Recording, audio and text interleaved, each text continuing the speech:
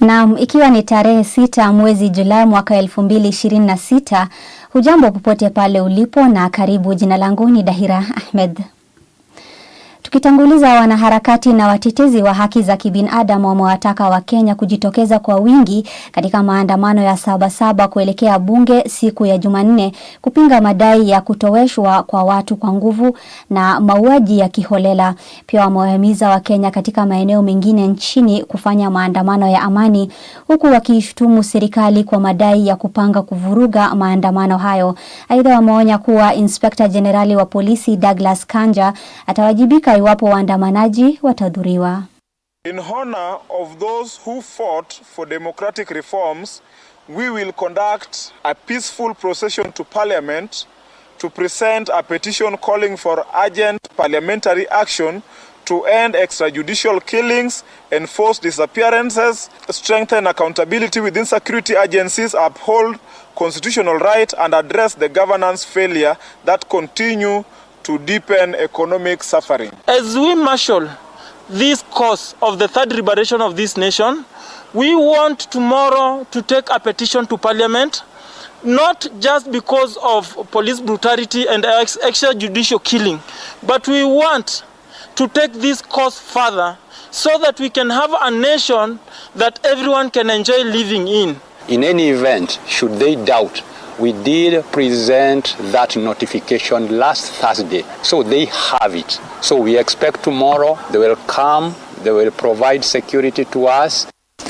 Na mwanaharakati wa mitandao ya kijamii Halima Ngache maarufu kama Princess Halima ameachiliwa huru baada ya kukamatwa kwa madai ya kuchapisha ujumbe kwenye mitandao ya kijamii uliodaiwa kufuatilia safari za ndege zinazotumiwa na Rais William Ruto. Kuachiliwa kwake kunakuja huku kesi ikiendelea kuzua mjadala kuhusu uhuru na kujieleza na matumizi ya mitandao ya kijamii nchini. From Mombasa to Nairobi was so ghafla, sikutegemea. Was surrounded by men with my K-47. So I thought maybe that's the end of me. Maybe that's the end I was going to see my kid. But again, I'm so traumatized. As someone who pulls myself out of depression and anxiety, I'm back to square one because now I'm living in fear, so much trauma. But I'm a strong woman. I pull out even from this one. So yeah, thank you Kenyans for standing by me. The universal health. Kando na hayo, vyama vya wafanyikazi wa sekta ya afya vimetoa notisi ya mgomo wa kitaifa wa siku 14 kuanzia leo kupinga kucheleweshwa kwa kuajiri wafanyikazi 7,600 wa mpango wa afya wa wote ama UHC kwa masharti ya kudumu na ya pensheni. Vyama hivyo vimezishutumu serikali za kaunti na baraza la magavana kwa kushindwa kutekeleza mchakato huo licha ya bunge kutenga fedha kwa ajili yake. Vimeonya kuwa wahudumu wa afya walio chini ya vyama hivyo wataanza mgomo wa kitaifa Julai tarehe 20 ikiwa wafanyikazi wote wa UHC hawatapatiwa barua za ajira za kudumu za pensheni. The universal health care workers into permanent and pensionable term. But we have people in power who have no empathy. They have no etiquette. Because this money was allocated in May and they were informed that in the budget that was supposed to be read in June, the money to transition UHC healthcare workers had been appropriated. And what we expected from them is to do the honorable thing and start the process of transition. It is unfortunate that the Council of Governors have always used this issue of UHC as a bargaining tool and as a political tool. And today we are going to give a 14 days strike notice. And this strike notice is not going to be for UHC alone. All our members working in public health facilities in this country will join the UHC. Na taarifa za siasa sasa, aliyekuwa naibu rais Rigathi Gachagua amepuuza madai ya Rais William Ruto kwamba atajikusanyia kura za eneo la Mlima peke yake katika uchaguzi mkuu wa mwaka 2022. Akizungumza na viongozi wa mashinani kutoka Uthaya nyumbani kwake wa Munyoro, Gachagua alisema alichangia pakubwa katika kumpatia Rais William Ruto uungwaji mkono wa eneo hilo. Aidha akidai kuwa eneo la Mlima Kenya limeondoa uungwaji mkono kwa Rais William Ruto kufuatia kutimuliwa kwake madarakani. Sema pombe ile mbaya iletu hapa mlimani. Sasa ukijigamba pale Embu ati wewe ulijilete. Siku nilikuwa naleta wewe mlimani, huku unatumia pesa, ulikuwa watu wanakukaribisha, wanakupigia ngemi, wanafurahi, unaongea, unaenda. Tangu nitoke, ukija mlimani lazima ulipe watu ndio wakusikize. Si ndio? Hata pale jana Embu uliongea na watu wamenyamaza, ukasema utawapanga, wakapiga makofi. Wewe sasa ujue siku nilikulete ulikuwa unasikizwa bila kutoa pesa. Sasa uhusiano yako na watu ya mlimani ni ya biashara. It is a transactional relationship. Hakuna mtu hapa atakuunga mkono hata ukitoa pesa. Na mimi ningetaka ukue na nafasi ukifikiria. Uangalie Moi 1992, 97. Alikuwa anazunguka hapa na pesa, kura ikihesabiwa hakuna. Na seneta wa Nairobi Edwin Sifuna ameidhinishwa kuwa mgombea urais wa muungano wa Linda Mwananchi katika uchaguzi mkuu wa mwaka 2027. Katika mkutano uliofanyika nyumbani kwa gavana wa Trans Nzoia George Natembeya, viongozi walikubaliana kumuunga mkono Sifuna kama mpeperusha bendera ya urais, huku Natembeya akipewa jukumu la kuongoza kampeni za uhamisishaji eneo la Magharibi. Viongozi hawa pia walisema chama kitachotumika kuwania urais kitatangazwa baadaye. Aidha, mkutano mkubwa wa Linda Mwananchi umepangwa kufanyika Julai tarehe 25 kabla ya tamko la kisiasa la viongozi wa Waluya litakalotolewa bungeni siku inayofuata. Kama watu wa Western Province tunaunga Edwin Watenya Sifuna kwa rais wa 6 wa Jamhuri ya Kenya. Hapo tumekubaliana? Mumekubaliana? Tumesema safari ya kwenda Ikulu imeanzia hapa kwa boma ya mheshimiwa gavana Natembeya. Moshi ya 3 inasema iko chama inakuja. Sasa Bungoma ndiyo itakuwa mahali pa mwisho, na hapo ndio sasa wazee wetu pia watatoa baraka zao wakati safari inaanza. Si hapo ni sawa sawa? Mimi sitawaangusha. Mimi sitawaangusha.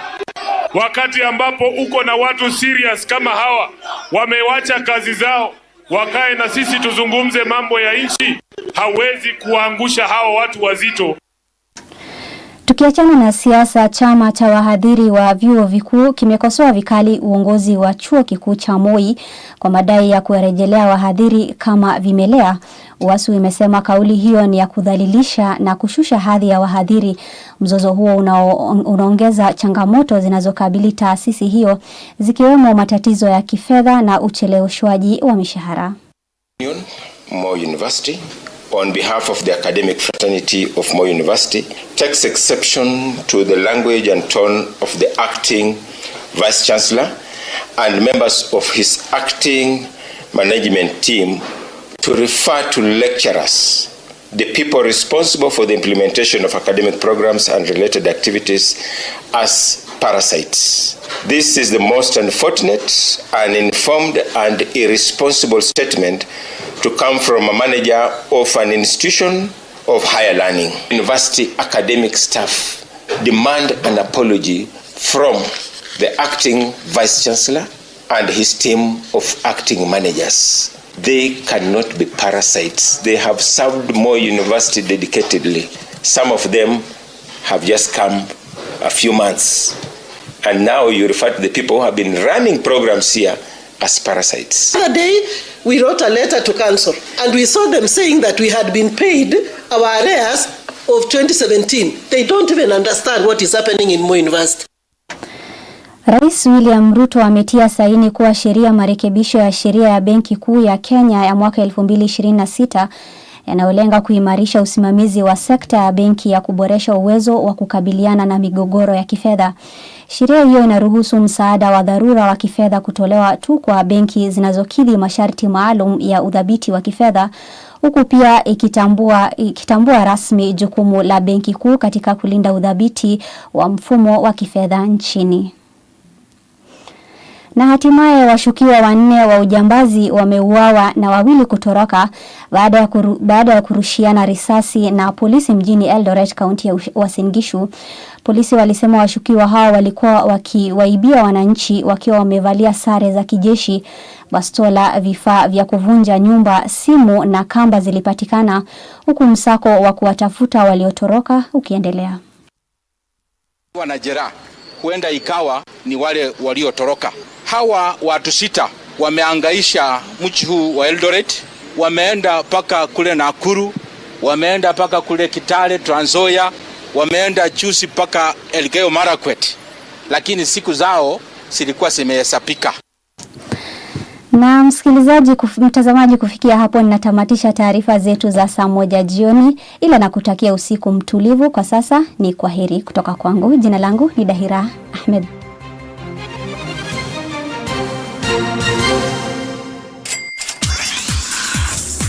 Business news on Radio Generation. Good evening, I am Dahira Ahmed. The Kenya Revenue Authority has removed excise duty on bottled water starting July 1st, 2026. The change follows amendments made under the Finance Act 2026. This means manufacturers and importers will no longer pay excise tax on bottled water produced locally or imported into the country from that date. In a public notice released on Monday, KRA said the move is expected to reduce tax obligations for businesses in the bottled water industry and also change some compliance requirements. And the Kenya Association of Manufacturers is calling on the government to urgently reduce the cost of doing business in the country. The association says high electricity costs, corruption, poor transport and logistics systems, and lengthy regulatory processes are making it expensive for industries to operate. In a statement released on Monday, KAM said these challenges are slowing industrial growth and making locally made products less competitive in the market. And that's all we have for business news. For more business updates, go on to radiogeneration.co.ke. Good evening. I am Dahira Ahmed. That's the business on Radio Generation.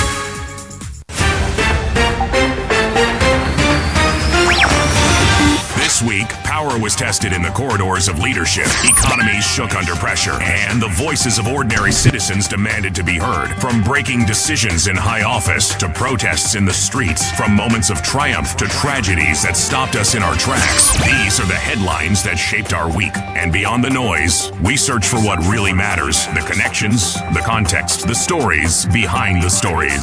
Introducing Patricia Wayoa, and this is your weekly news roundup on Radio Generation, where every headline has a heartbeat and every moment counts.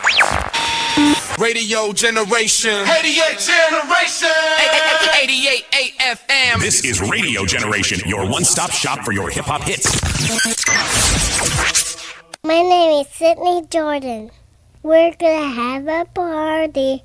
We're gonna have a party. We're gonna have a party. We're gonna have a party. A very good evening to you. Welcome to Radio Generation. The time right now is 15 minutes past 7 o'clock. My name is Mungala Mbuvi and this is the weekly news roundup on Generation Report. Kama kawaida, I'm with Hanifa Adan. Hanifa, how are you doing? A very good evening. Nice to see you after a very long time. No, I was here last week. Hey, do you know 7 days is a very long time? Oh yeah. If you 7 days, a lot can happen. Yes, and a lot has happened. Kuna watu walikuanga high na sasa hawako high. 7 days ago. So 7 days is a very long time. Yes. In our Kenyan timeline. Anyway, in this particular hour, we're going to be having a conversation with two gentlemen. One of them is Honorable Robert Alai. Robert Alai is the MCA for Kileleshwa Ward, and he is also joined by Honorable Daniel Manzo. Now, Daniel Manzo is a senator in the Senate of Kenya from Makueni County. Gentlemen, a very good I'm usually here in the morning. A very good evening to you. Mheshimiwa, hata nianze na wewe Senator. Yes. It's your first time here. Yes, first correct. You know, yes. This is my senior.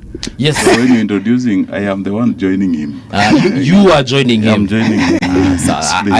I stand corrected. But Senator... but in terms of age, I think he's my senior. Senator, so he's my elder. This body rises a lot. On a serious note, are you serious about that? Ama una to enjoy? No, he's my senior. When time mulikuwa nasikianga dan manza wakimbia na ticket. I was like a toddler. All right, Senator, wacha nianze na wewe. Good evening. Welcome to Radio Generation. Hii ndio mara yako ya kwanza. Ndio. Tunakukaribisha sana. Asante. Alai anakuanga mwenyeji, tunakuanga na hapa asubuhi once in a while. And quite a good guest, if I may say. Very nice. All right. I'll get right into it. Yes. United Opposition. What formula has been planned on, or what are you guys planning to do as far as the presidential candidate is concerned? Because number one, nimeona mko watu wengi sana in terms of the principles. You know, we have Honorable Kalonzo Musyoka, we have Maraga now that he has been really cozy with the United Opposition. There's Honorable Rigathi Gachagua, there's Honorable Matiang'i, and the rest, you know them. Hata nikianza kuwataja kuna Sifuna. Sifuna kwanza nimeona jana akiwa mahali akisema niingie ndani, na ni kama ameingia. Ni formula gani mheshimiwa mtatumia, one that will not disadvantage the other or will not bring strife amongst the brothers and sisters, of course? First and foremost, the current opposition is led by the people themselves. Okay. The people are the ones who pushed leaders to the current positions. There are quite a number of political parties involved in this, and we've got, there's a by-election going on Olkalao. Yes, it is. So immediately after this by-election, then these leaders will sit down together, and there have been quite a number of proposals. Okay.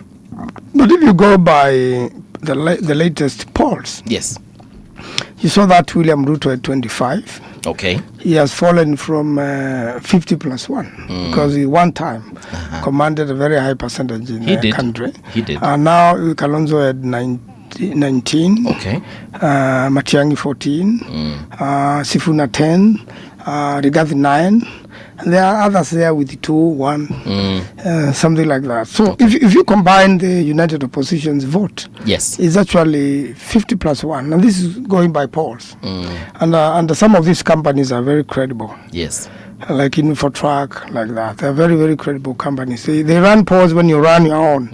You see they are not wrong. Okay. And then, so one method is to use polls.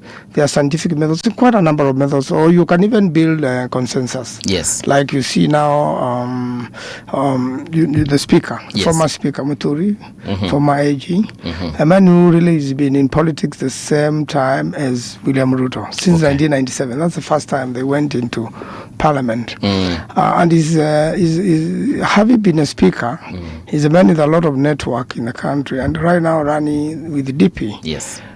He says yesterday, if it is not me, then I support Kalonzo. So suppose 5 of these parties and their leaders do that, the work becomes easy. Yeah. I know it's going to be tough. There are many expectations from people like Martha Karua. She says she's not going to be nobody's deputy. Yeah. There was a time she was proposed for a deputy.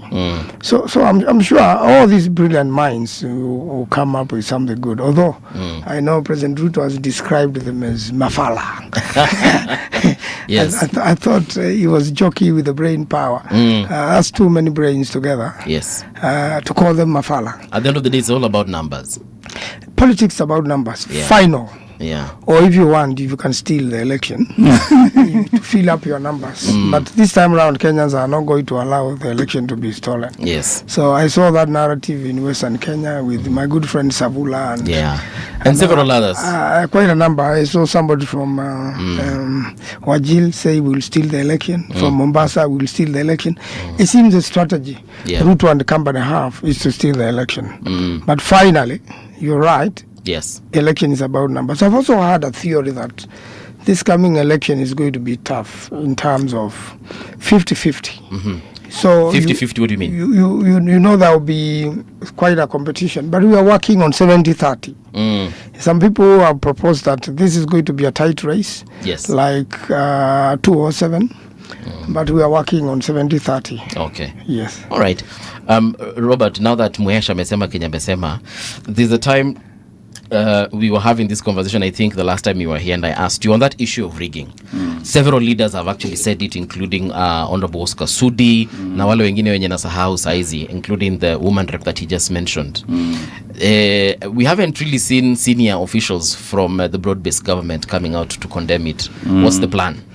I think it's within the mandate of IBC to handle such of the situations, because sometimes when you handle them in a very jokingly way, when you don't have the mandate, yes, then it becomes very challenging, and you can be called that you're using goons in the in the form. But what I would like to also alert us to is the fact that you cannot transfer the numbers. Some of the numbers you cannot transfer. The fact that Mbuvi has 15% and Mbuvi unites with Alai. There are people who will work with Mbuvi in a different permutation, yes, away from Alai. So if they have all these numbers, let them not assume that those numbers are transferable, that they can transfer them from Kalonzo Musyoka, then suddenly they have Maraga as the candidate, then they think that they automatically transfers. A good number of them might even have to remain, because now, Kenyan election is a cult of personalities. Okay. It's either or. It is very lean, either or. So there's no fence sitting. There is no fence sitting. And that's why Mheshimiwa Kalonzo is having a challenge handling the fence sitting agenda, because you see even Nairobi here, like Senator knows, that the Kambas are very many. The fence sitting even makes the Kamba lose votes. Out of the 85 electable wards in Nairobi, they only have 4. Even the 17 sub-counties, the constituencies, you only have 1 in Embakasi South. So what I would challenge us to do is that when they are looking at this permutation, they should be very careful, because sometimes wanacheza ile patapotea, and that patapotea might be able to hurt their cause, because there are people who knows that, like somebody said long time ago, that election is, especially the Kenyan election, and that's why, there's always a lot of rage baiting. The Kenyan election is a competition of hate. So now the united opposition are trying to produce the best hate against William Ruto. Okay. You see? That's what they are going to do. That is solely, if you ask them deep down, what is the messaging? It's hate. It's hate they're trying to sell for President Ruto. Anaua, Anaiba, the worst kind of adjectives. The worst kind of adjectives on the president, on a person. So I think sometimes it's not fair. And when you do that one, sometimes you lose yourself, because they did that for Mbere. The president knowingly created a by-election, say that wacha si wameniuzia uoga twende by-election Mbere akasema tu, I don't want to win that vote, lakini I just want to confirm to this united opposition that kwamba I still have a lot of support in central Kenya. Lakini if they let me win, they know that they are in for a rough ride. Now they think that they are doing a by-election in Olkalau. They're actually handling a general election. If William Ruto wins Olkalau, I can assure them here that 60% of the Kikuyu will vote for William Ruto. Muhesh, what do you have to say about that? Because I want to agree about the hate, because William Ruto did a hate against Raila Odinga through the Kikuyus. And the Kikuyus would never accept to be led by Raila Odinga. They were mobilized properly by Rigathi Gachagua and voted overwhelmingly for William Ruto. I don't know how he's going to recover 4 million votes. Where is he going to pick them? Because if you do the permutations, remember we had 7 million, Ruto had 7 million. So now Ruto in his 7 million, he has lost 3 million. 4 million, so he's got 3 million left. This is now the mountain vote. The Kambas who supported Raila, if it was the Raila vote, another 3 million is gone. So, and you remember Raila went everywhere in Kenya. Raila was elected everywhere in Kenya. Even when Ruto was running, Raila was still elected by Kalenjin.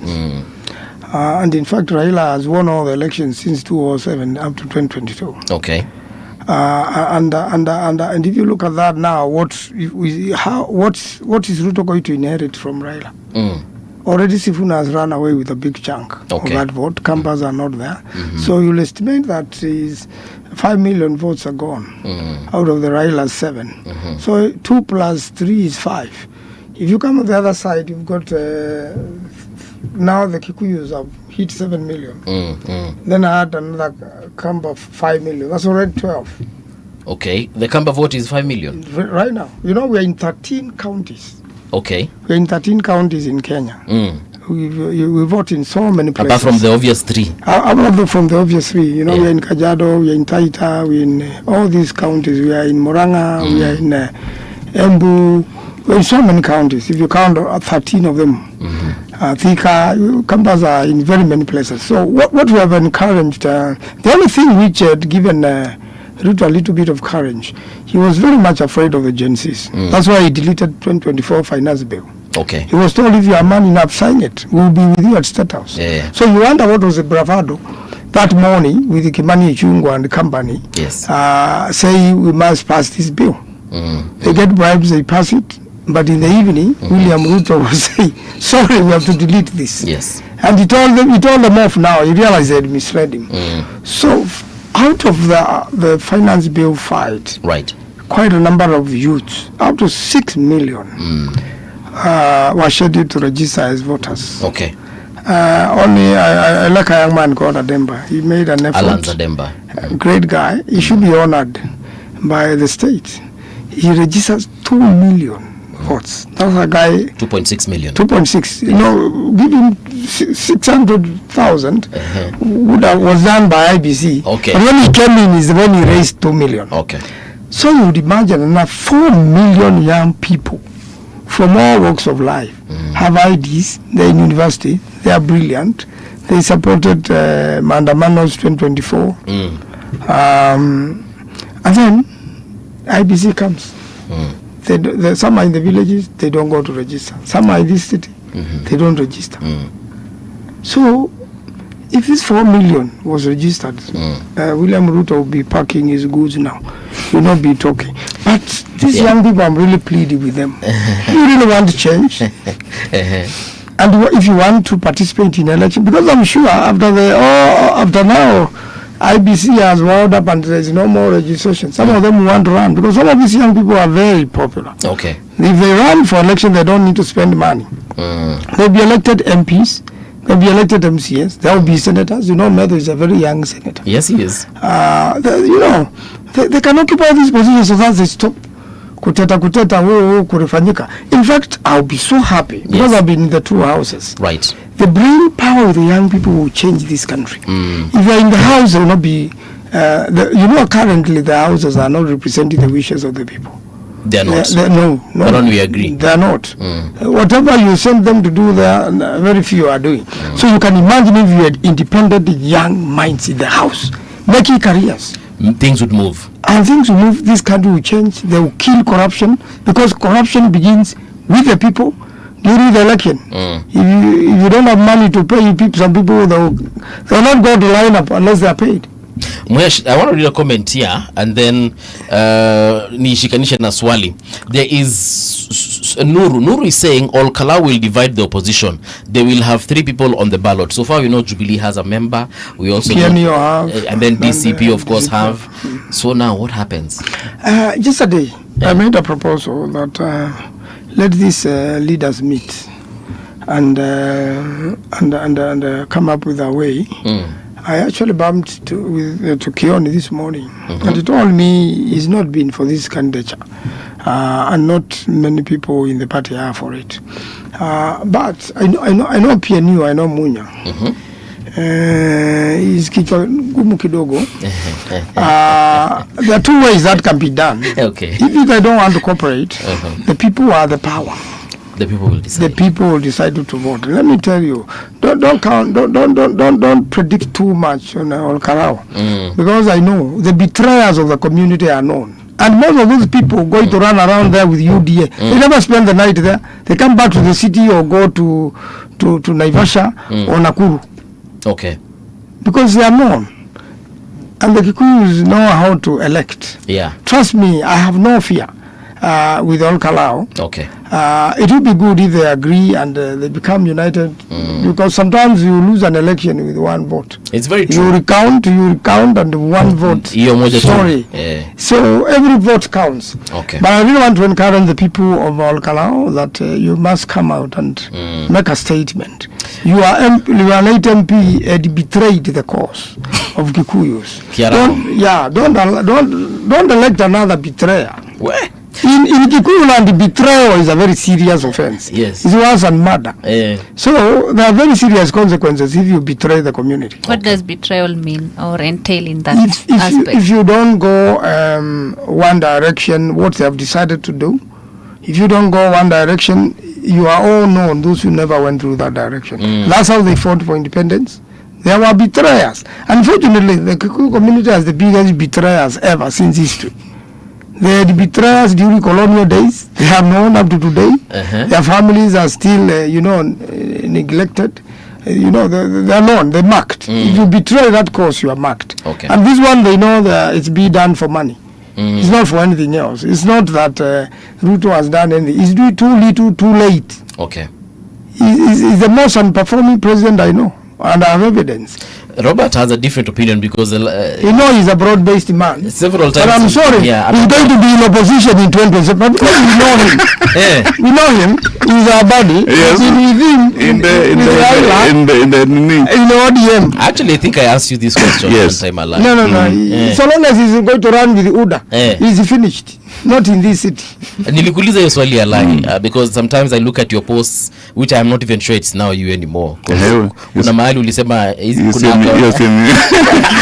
so sema which question did you ask me? But nilikuwa nakuuliza are you still in the broad-based government or are you independently minded? Are you an independent person? I can assure you he's a wise man. You know, let me tell you one thing. Yes. If today Ruto would decide to vote against himself, I would be the last person who will be remaining with him.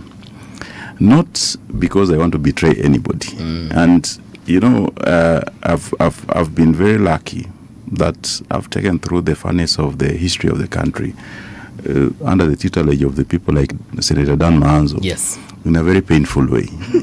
I've been kidnapped. I've been put in a container for 30 days, not seen by anybody. I've seen the worst. There was a time I had 12 cases, criminal cases, to go to every week you're in court. So I've seen the worst of it. But for the first time, I think that development-wise, respect for human rights, people can try to challenge that. Oh, the human rights are part? No, people will challenge William Ruto on many things. Okay. But I would... Like he's the one who was kidnapping you and they are saying there's no kidnapping. William Ruto didn't kidnap me. Who Never. kidnapped you? Uhuru. He locked me in a ATPU. I'm the first person after the end of Mau Mau war to be charged with treachery. You are a lawyer? Yeah. Treachery is a sister to treason. I was the first person to be charged in 2019. Simply because I said that these people whom you are charging with terrorism and the police officers were handling, can we treat them in a more humane way? I was basically fighting some of these fights, so I know who has done the worst. In fact, the people now sometimes are supporting the United Opposition, kidnapped some 4 Indians, went and killed them, threw them in a Boseli, buried the clothes. This simply because these people were running a communication system for the deputy president. And the leader was called to State House and told that, wacha kusupport huyo mtu. Okay. If you don't support him, if you continue supporting, you will suffer. Now I see that for the first time, Sifuna can stand in front of Matiang'i and say that Matiang'i is a human rights defender. Tunaenda kumuelect kama one of our leaders. For the first time, nimesikia kwamba Uhuru Kenyatta ni mweupe kama pamba. Haki ya Mungu, I was surprised. Because there was a time, a friend of mine, who was a real estate developer in this city, was just coming from eating in a restaurant here called Miale. Okay. A very young Somali guy. This guy was kidnapped, was tortured, was killed. The Range Rover, brand new autobiography Range Rover, was found somewhere in Ngong. The body was found cut into pieces and put in a gunia. The interior minister was Fred Matiang'i. Okay. The president was Uhuru Muigai Kenyatta. Up to today, I have not known what my friend did to these people. Okay.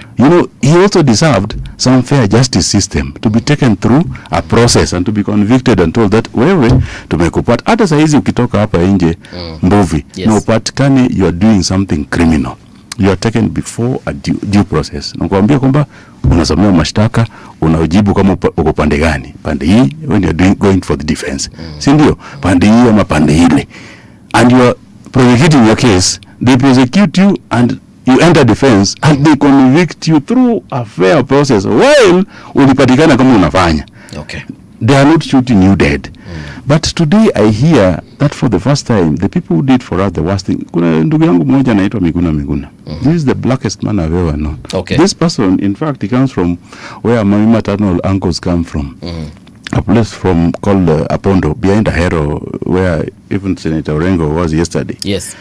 If you tell somebody from Apondo that Ule Miguna is a Canadian and he's not a Kenyan, leo ni chukue huyu mbuvi, ni mkidnap, ni mpeleke Mongolia, niseme these are Mongol, simply because for some period he worked with the UN in Mongol and he was able to get some passport from the Mongols. You know, how do I kidnap a Kenyan? Now, these are the people whom you are telling Kenyans that are better than Ruto. Aki ya Mungu. Me, have never known. You know, there are some but can we ignore what is currently happening? I have a question on that. Okay, please. Since you are a victim of abduction, yes, you know what it feels like. Yeah. I have honestly seen you on your social media mocking the victims of abduction and the state, and also what they have gone through. Nasema they are faking it. Yeah. They are being paid to it. Why? Just tell me who then you know, if you deal with a particular one, then I tell you this one. These 4 guys who are in a police lorry, they Which go one to the 6 guys who went missing during the Agina Lichuma Davis. That team. I know them because you could see them. They have several cases like you in the courts. They are activists. It's a mixture of tribes. In fact, the Luo guy said he was beaten more because he was being told to do who? Beaten by I'll tell you what happened. Who are you beaten by? Let me tell you. Let me just finish because it's a short one. So they leave a police lorry and now get picked by the Subarus. The police lorry drive them out of town. They're picked by Subarus, and for 2 nights they are in some old house somewhere. They are blinded and they're being beaten up. And it's all about William Ruto. They'll be told, why are you not supporting the president? Why are you organizing Mandamano? If you talk about this ordeal, we'll kill you. Yesterday they went to a church somewhere for prayers because you can see they are crushed inside, and you can imagine what they have gone through. Now the government comes out, PS Omolo and the police, and they say no, we don't do kidnappings, we do nothing. From the history of kidnappings, I have lost quite a number of people in Makueni.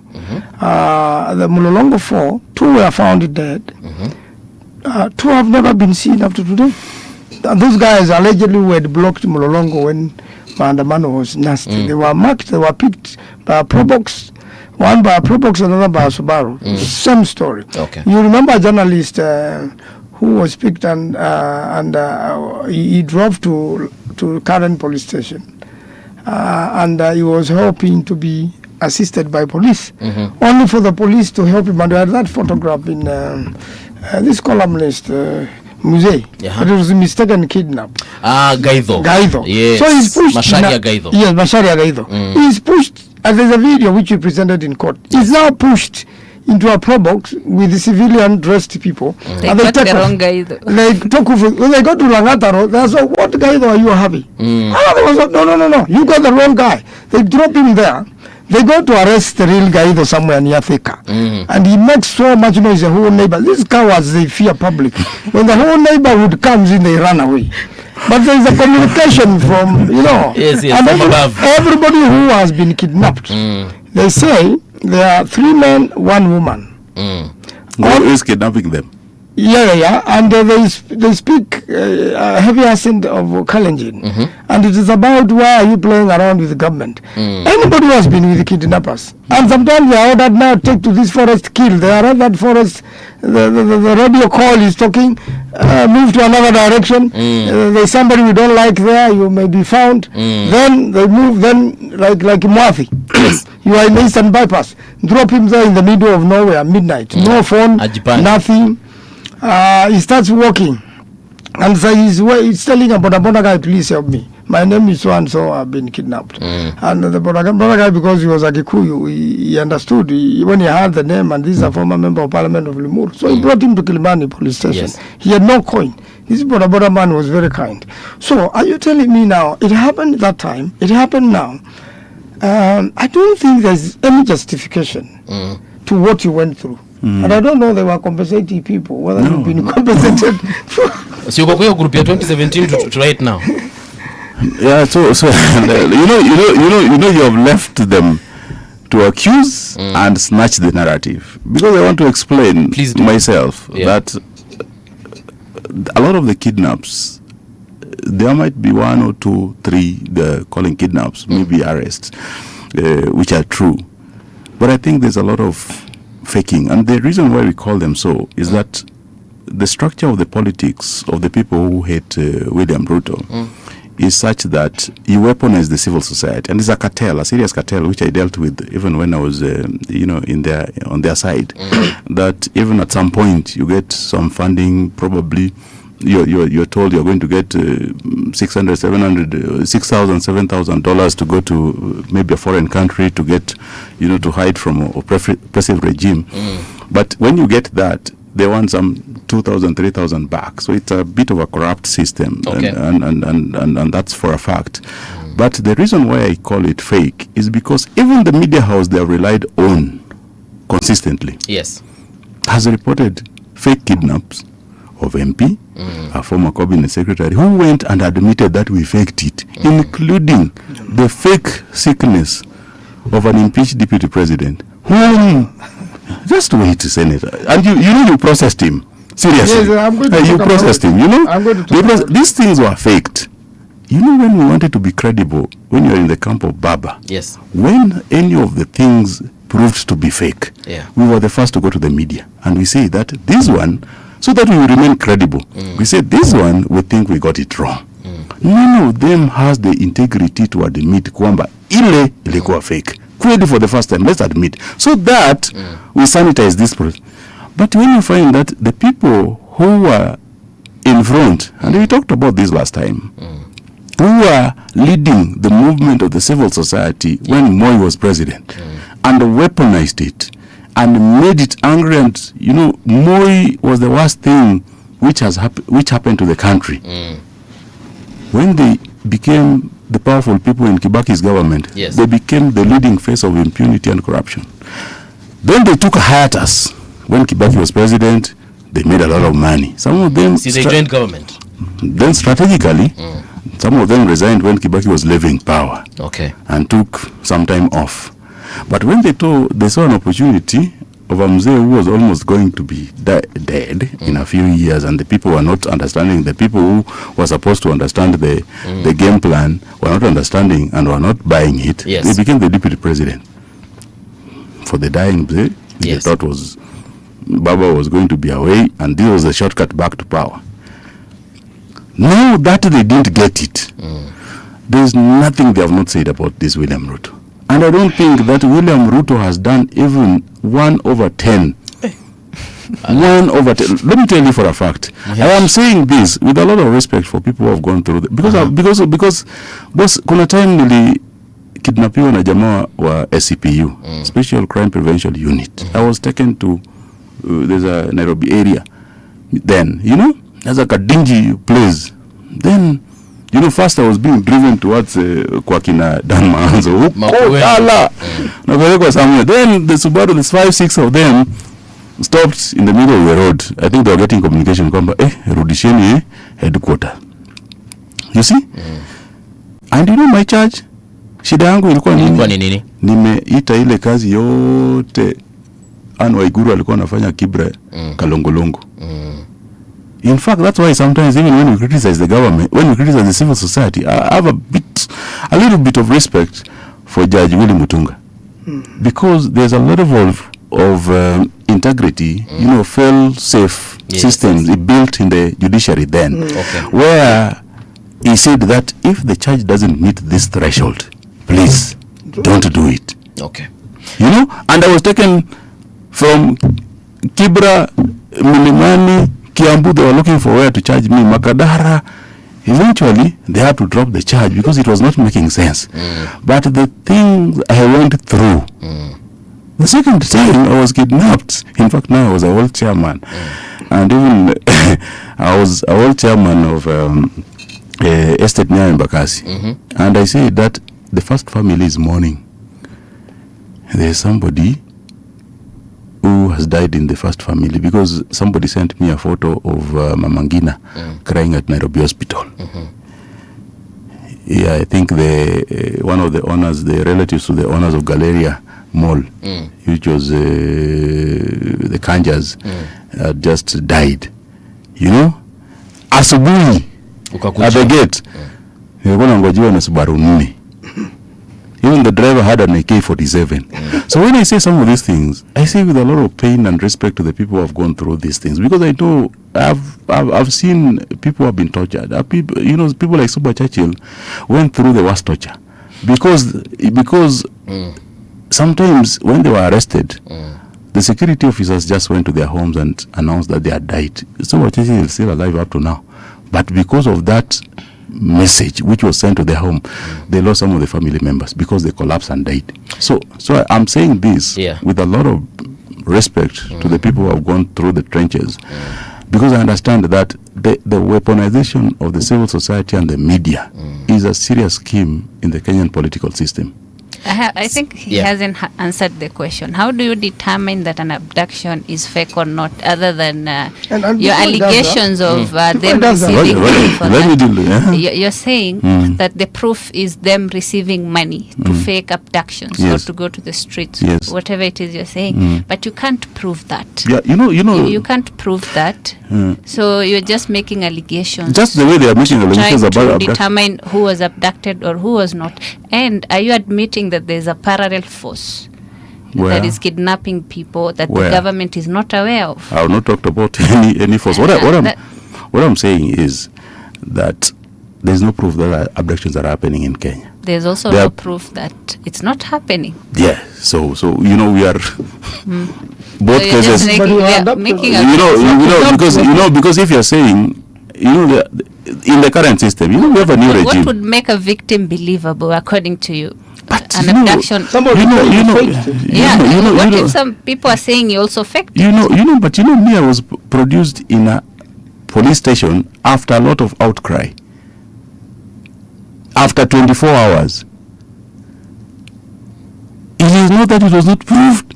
It was proved. This is why I'm saying that the worst way to put credibility to these abduction stories was to admit the ones which were wrong first. Senator, kuna kitu ulikuwa unataka kuongezea? Yes, I just wanted to say that I know Koimburi. I know Rigathi very well, and I know Honorable Tuju. Yes. Tuju had been followed quite a number of times, and there are particular vehicles which abduct people. Okay. One would be a Probox, a Subaru, and nowadays there is some double cabin, blackish, and there's a white,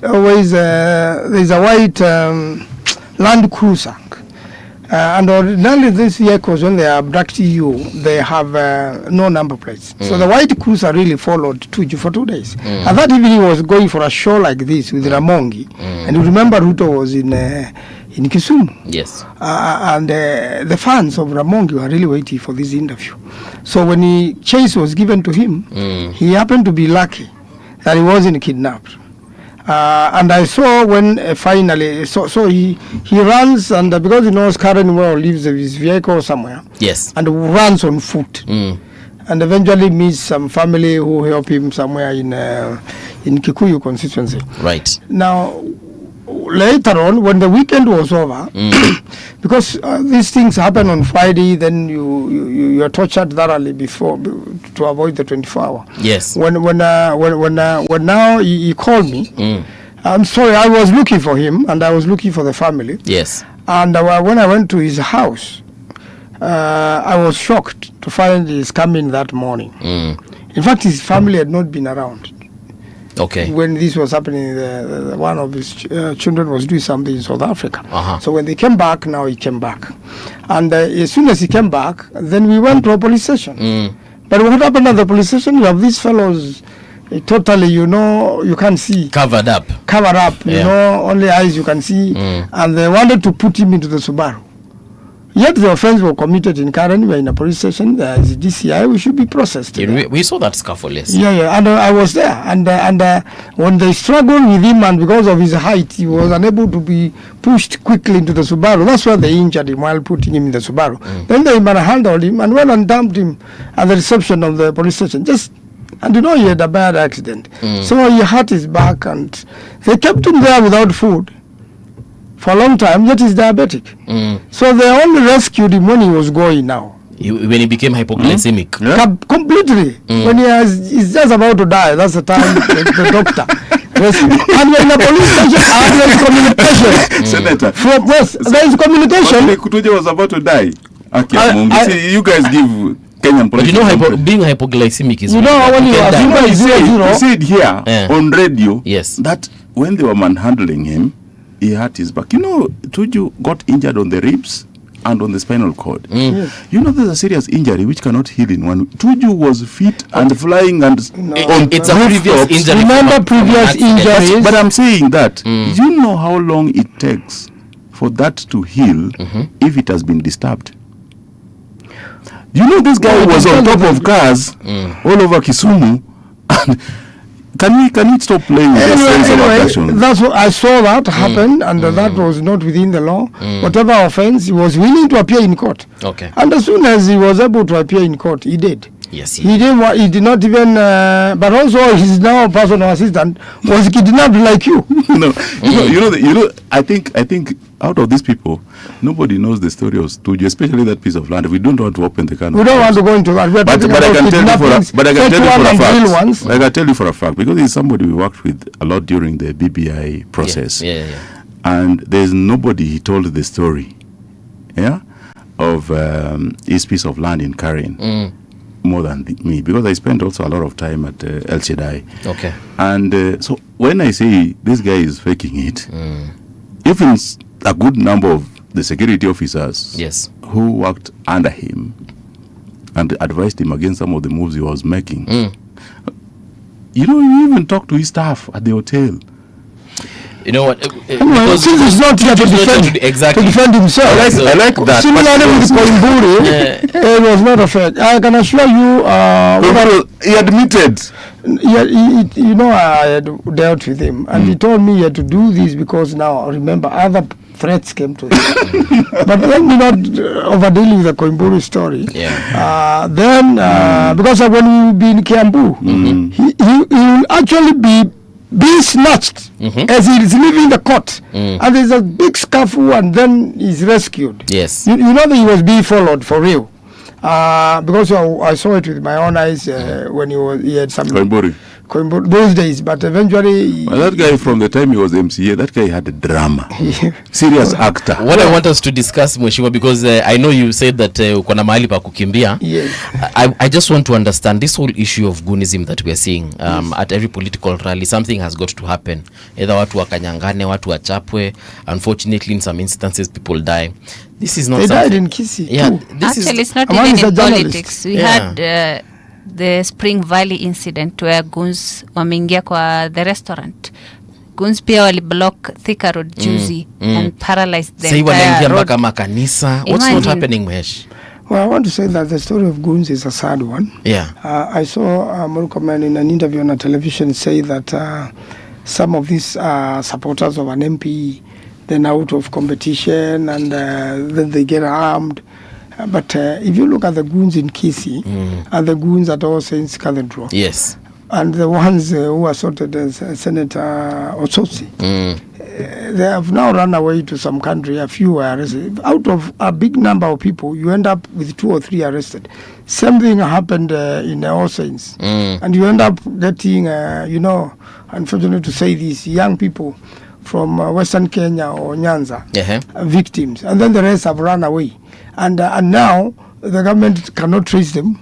And the reason being given is that the cameras we have used, we have not done another technology to pick that face and place it on somebody. Some story. Yeah. But all these people are known. They are with motorbikes which have number plates. You can trace the owners. If they really, when the DCI wants to do something, they do it thoroughly. In Kisii, you throw stones at people. Somebody is hanging on a vehicle. You hit him, he falls down, and you continue hitting him till he dies. The MP who sponsored is known. The people who hit this man to death is known. That is actually murder. Be committed in presence of police. And because the goons belong to an MP, the police are helpless. I think it's a time now we took things seriously and stopped this. You attack Maraga, and his team, smash all the vehicles, injure people. So many people were injured in this Kisii incident and vehicles damaged. That's not the only incident. The one of Wetime, and then there's another time MPs were going somewhere to a church and from central Kenya. There was a former MP Munyaka there. Yes. The vehicles were damaged. They got hurt. I went with them as their lawyer to IPOA. We recorded statements. Something was about to be done about the damage and all that, and the police officers were known. Yes. And yet nothing happened. So I am saying that in terms of security, there is the Security Council where the president chairs. The person with the biggest responsibility on security of Kenyans is the president. Yes. Followed by CS and then the IG, and individual responsibility for the individual police officer and for an individual Kenyan killing somebody for politics. I think we need to call back all ourselves and pull back. Let's save lives, because that could be your child, that could be your brother, that could be your anybody. That's a human being who is caught up there. I feel so bad about this journalist who was very, he loved politics and loved covering, and happened. The one who died yesterday. Yeah, one who died there, and another person I don't know. Really, what are those families thinking? And Allah is telling me they are going to vote for Ruto. Alai, again, same question I had asked about the whole issue of kidnapping. I really haven't felt the government coming out, not government but broad-based na sana sana ODM. Si feel weight yenu venye tulikuwa tuna feel weight ya baba on such issues. Like we said, like we discussed in this show a lot of times, is that Baba was a lifetime leader, and sometimes it might take 20, 30, 40 people to replace him. It's not easy to replace Baba. Even in ODM, even at the family level, you are finding it almost impossible to replace Baba. So I think that we need to let Baba rest, and Baba's happiness wherever he is would be understanding that the people he left back would understand the Kenyan problems deeply the way he understood. And they are not dying senselessly. Yeah, and they are not dying senselessly. And you remember, we discussed the issue of Gunism with you here, and we did the arithmetic. We say that, the Kenyan population, give it or take, 52 million people. 12 million people cannot be employed. 12 million people. Now, if you want to deal with the root cause of the Kenyan problems, because, we have an informal security system, the 12 million people who cannot be employed, either too young or too old. So we are remaining with 40. Out of this 40, we have employed 18 million. 3 in the formal sector, 15 in the informal sector. 22 million people are not anywhere. They are not neither in the formal or in the informal. Hatujui wako wapi. How do they fend for themselves? How do they earn a living? How, as leaders, we need to understand where we place everybody. We have made entry into any service in this country the lowest level. So easy. Even in the cities, we have 5 cities now today. Entry for anything. Today you can be a child soldier in DRC, but the next day you are hawking sweets on the streets of Nairobi, and nobody wants to take charge and ask that, can you even, before we put you through proper vetting system, you wear a uniform? We made the entry to be that low. We are worried about Kenyans who are goons. Tomorrow, if you have a child soldier who has come to Nairobi, who has not known peace for 40 years, a country which has not known peace for 40 years, and knows that every conflict has to be resolved through the barrel of a gun, or kisu, or panga, are we not staring at a time bomb? So the goonism which we are seeing today is a result that we have not tried to at least formalize. Kenya, when the ILO, and he's a lawyer, ILO was researching on this new sector. The phrase informal sector came as a research which was done in Kenya in 1974. But I wish that Kenya would take lead and ensure that the Juakali operators who are mechanics, welders, carpenters, are formalized. We know where they are. These boys, when we are saying that, are terrorizing Kenyans. Can we identify them from the point where they leave their houses, they move on the roads with vehicles or borders which have number plates, and wherever they are? It's very easy to handle crime when you put criminal intelligence before actual stoppage of crime. Because now everybody is talking about Gunism, and it continues, and every side is bragging. Orengo, Babu, and Gachagua are bragging how they are the headquarters of goons. But at the same time, they are the loudest critics of the same government, saying that the governments have goons. If you have admitted on media that you have better goons than anyone else, why are you blaming others for having goons? Okay. It worries me. We need to provide solutions to these young men, because I fear that after they have been used from whatever side, they'll be eliminated. We've already seen evidence of that. They'll be eliminated. And I ask that, let's approach it in a sober manner, because these are our brothers and sisters. The most challenging way, yesterday I had an event which I was hosting close to 5,000 of these young women and men. And what I did first was to call them, 700 of them, young men and women. I told them that I don't have to go with you to Kileleshwa, then you start robbing people along the way. Can we just agree here how we will do this to ensure we want to empower our women? If we want to empower them, how will you operate? Will you behave? So, who will ensure that this thing doesn't go and nothing went bad? For the first time, in fact, all the leaders there appreciated that nobody hanged on anybody's car, nobody was stoned, nobody's purse was snatched, and if anybody experienced any slight level of insecurity, I told them that I put some leaders there. Yes. This is how to resolve some of these problems. But when we shout, we say that wewe uko na guns, mimi niko na guns, sisi sote tuko na guns. Nataka guns zako ishikwe, yangu bado natumia nimeweka kwa kabati, sijaziunleash bado. We are not solving the problem. All right. Senator, I'll let you have the last word. Yes. Yes, a suggestion on how to end this. I have a question. Okay. Uliza. Okay, we still have a few minutes to go. Yeah, just ask. Amesema he'll wait. It's about Halima. I saw your video in court defending her. She was the lady who was picked up by the DCI for apparently posting the president's flight information tracking. Yeah.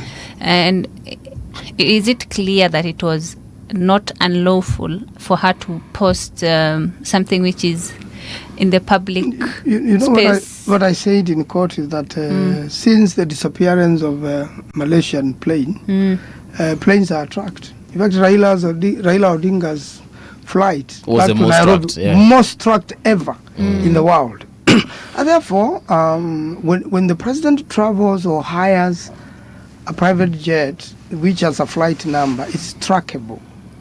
If you don't want to track a flight, there's something the pilots will do and switch it off and nobody will know where it is. But it's not for their safety, because if something goes wrong, they will never be found. So nowadays, when your child is flying or a friend, you track that flight.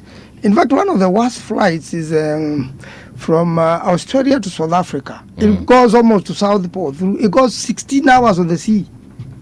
So you would imagine if something happened to that flight, nobody may ever see it. In fact, sometimes when you're in that flight, the nearest island could be 2,000 kilometers.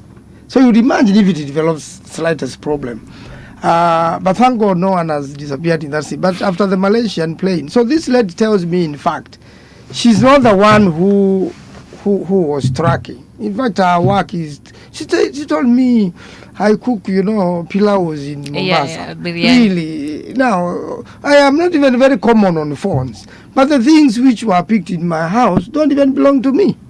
And it is only somebody who sent the truck, So, as I said, it was just for accountability, and she's not the one. But, she's arrested by men. She's searched by men. She's transported all the way by men. I raised that issue in court. First of all, it's not right. If you are arresting a woman, let her be arrested by women. Let her be searched by women. I don't know what has happened to the police standing orders. In any event, anyway, they expired, and they have not bothered bring them to Parliament. So, because they are like statutory instruments, the police orders, standing orders are expired. But you can imagine what this lady has gone through. Then when we go to court, and this is on an application which is without you having a lawyer. Yes. Police go and apply to detain you. So after they have kept her, they now go out to apply to detain her. So when they were allowed 3 more days, they were asking for 7 days. They were told 3 more days. The magistrate was very kind. Then now she's locked up for 3 days. So we go to the High Court, and she's released on bail because under the laws of this country, you are entitled to bail. Yes. And then she's released on bail, and then they bring another application today to hold her things, which they took away from her house many days ago. They already have them. You already have them. Why are you coming to pretend you don't have them? You apply so that you go and search on them. I mean, this level of dishonesty is horrifying. And therefore, this lady, I don't think there's anything wrong with anybody tracking the president. In fact, any flight, you can track wherever it is. Even the current presidential jet, we are seeing it in Netherlands, are here for repairs. But the president is not there with it. So if you really don't want the flight you are in to be tracked, just switch off the gadget. Okay. But it is at your own risk and at your own peril. And all Kenyans are interested in a flight like that. So I don't see any crime there. We're going to fight for her. Has she not been let free, I think? She's free now. We were in court with her today, and she's free. Finally, I was talking about this crisis he's talking about. Yes. You know, we must employ Kenyans gainfully. There are many young people who want to work with the agriculture sector. All they want is water. We did Swake Dam. President Kibaki, Raila Kalonzo started it. Uhuru Kenyatta left it at 96%. I can assure you, it's not far from my home in Makuene. Nothing has happened with Swake Dam since President Ruto became president. Okay. I wish he had just finished it, and many Kenyans will be irrigating. They will be so busy producing food for this country. They will not bother anybody, and they will not even leave their work where they are making money to go get hired for 100 shillings to be a goon, to kill. You know, so first of all, we need to lower the cost of living so that, and the cost of electricity, because that's why many companies are running away from Kenya. Okay. You can't invest here. We want investors here. There are so many empty go-downs now in industrial area. There are a lot of Indian community people where put companies in these engineering companies. So you found a graduate of engineering has a place to go every day, learn something new, and get some 30,000 end of the month. They're hoping to get the necessary experience to go and work in proper. So we must do job creation. We must promote the creative industry.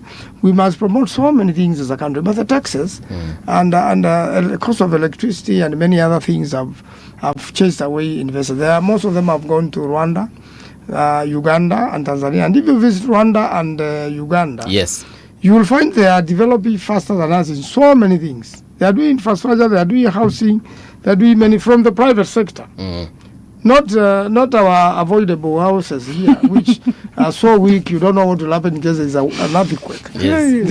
You're going to propaganda?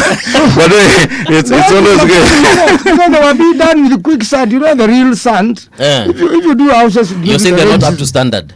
In Makuene, and we had to stop it till we agreed. Yes. And we had to do the right thing in Makuene, because when it has rained, the sand has soil. So if you mix that with the cement and you are constructing with that, it's so weak. You need pure clean sand if you really want a strong building. Okay. So there are so many things. As a leader, I was there to make sure we fought a lot with that house in there. So what I'm saying is it has employed a few people, though most of them have stalled. And those fellows are you know, the worst thing is to make people labor so hard and you don't pay them in the evening. You need to pay them. Otherwise, the next day they will not come for the kibarua. They will go to become a goon because the MP is offering some money for a goon. Okay. So we need to create employment the way he's saying, and then we need to sit down and stop this crime. Let the leaders stop the crime. And let the leaders know. Okay. If you pay money, it's traceable. People will talk about it. They kill somebody, you as a member of parliament, you are guilty of murder. will be tried and will go to jail, and will not see that parliament again. So let's stop this nonsense. Thank you very much, Senator. Thank you very much, MCA. This is where we come to a close as far as this conversation is concerned. Next, we are hosting the senator from Nandi County, that is Honorable Samson Cherargei. Don't go too far. We'll definitely be right back.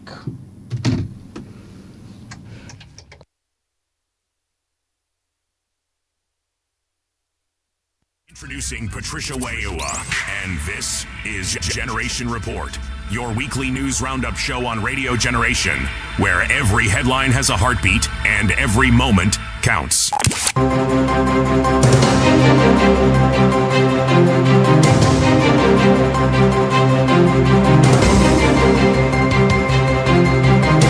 This is the Radio Generation News. Good evening, I am Dahira Ahmed. Activists and human rights defenders have called on Kenyans to turn out in large numbers for Tuesday's Sabasaba march to Parliament to protest alleged enforced disappearances and extrajudicial killings. They also urged people in other parts of the country to hold peaceful demonstrations while accusing the government of plotting to disrupt the protests. The group warned that Inspector General of Police Douglas Kanja will be held accountable if protesters are harmed. In honor of those who fought for democratic reforms, we will conduct a peaceful procession to Parliament to present a petition calling for urgent parliamentary action to end extrajudicial killings, enforce disappearances, strengthen accountability within security agencies, uphold constitutional rights, and address the governance failure that continue to deepen economic suffering. As we marshal this cause of the third liberation of this nation, we want tomorrow to take a petition to Parliament, not just because of police brutality and extrajudicial killing, but we want to take this cause further so that we can have a nation that everyone can enjoy living in. In any event, should they doubt, we did present that notification last Thursday, so they have it. So we expect tomorrow they will come, they will provide security to us. Social media activist Halima Ngache, popularly known as Princess Halima, has been released after being arrested over allegations of publishing social media posts that allegedly tracked flights used by President William Ruto. Her release comes as the case continues to generate debate over freedom of expression and the use of social media in Kenya. From Mombasa to Nairobi was so ghafla, sikutegemea, surrounded by men with my K-47. So I thought maybe that's the end of me. Maybe that's the end I was going to see my kid.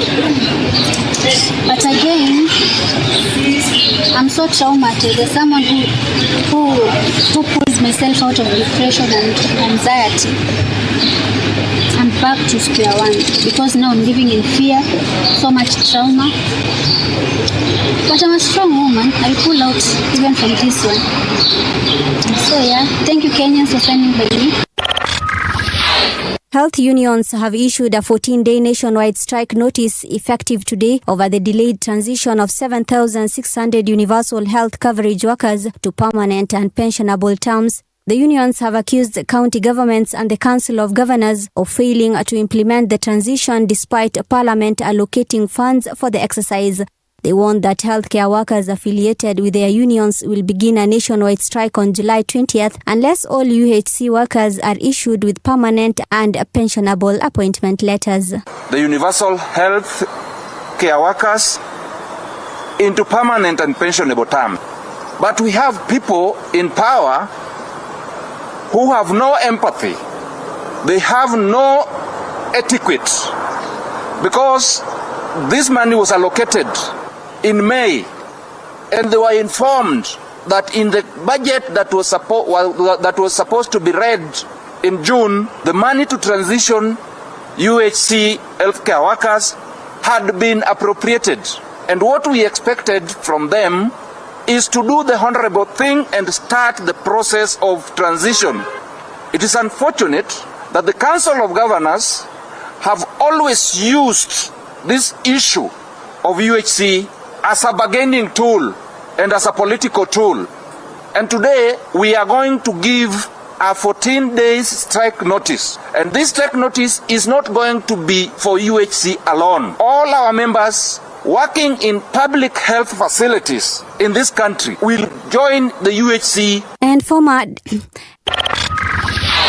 And former Deputy President Rigathi Gachagua has dismissed President William Ruto's claims that he secured the Mount Kenya vote on his own in the 2022 general election. Speaking to grassroots leaders from Othaya at his Wamunyoro home, Gachagua said he played a key role in delivering the region's support for Ruto. He further claimed that the Mount Kenya region has since withdrawn its support for the president following his impeachment. Umesema pombe ile mbaya iletu hapa mlimani. Sasa ukijigamba pale Embu ati wewe ulijilete. Siku nilikuwa naleta wewe mlimani, huku unatumia pesa, ulikuwa watu wanakukaribisha, wanakupigia ngemi, wanafurahi, unaongea, unaenda. Tangu nitoke, ukija mlimani lazima ulipe watu ndio wakusikize. Si ndio? Hata pale jana Embu uliongea na watu wamenyamaza, ukasema utawapanga, wakapiga makofi. Wewe sasa ujue siku nilikulete ulikuwa unasikizwa bila kutoa pesa. Sasa uhusiano yako na watu ya mlimani ni ya biashara. It is a transactional relationship. Hakuna mtu hapa atakuunga mkono hata ukitoa pesa. Na mimi ningetaka ukue na nafasi ukifikiria. Uangalie Moi 1992, 97. Alikuwa anazunguka hapa na pesa, kura ikihesabiwa hakuna. Nairobi Senator Edwin Sifuna has been endorsed as the Linda Mwananchi Coalition's presidential candidate for the 2027 general election. During a meeting at the residence of Trans Nzoia Governor George Natembeya, leaders agreed to back Sifuna as the coalition's presidential flag bearer, with Natembeya tasked with leading the Western Kenya mobilization campaign. They also said the political party for Sifuna's presidential bid will be unveiled later, while a major Linda Mwananchi rally has been scheduled for July 25th, ahead of a Luya political declaration in Bungoma the following day. Kama watu wa Western Province, tunaunga Edwin Watenya Sifuna kwa rais wa 6 wa Jamhuri ya Kenya. Hapo tumekubaliana? Mumekubaliana?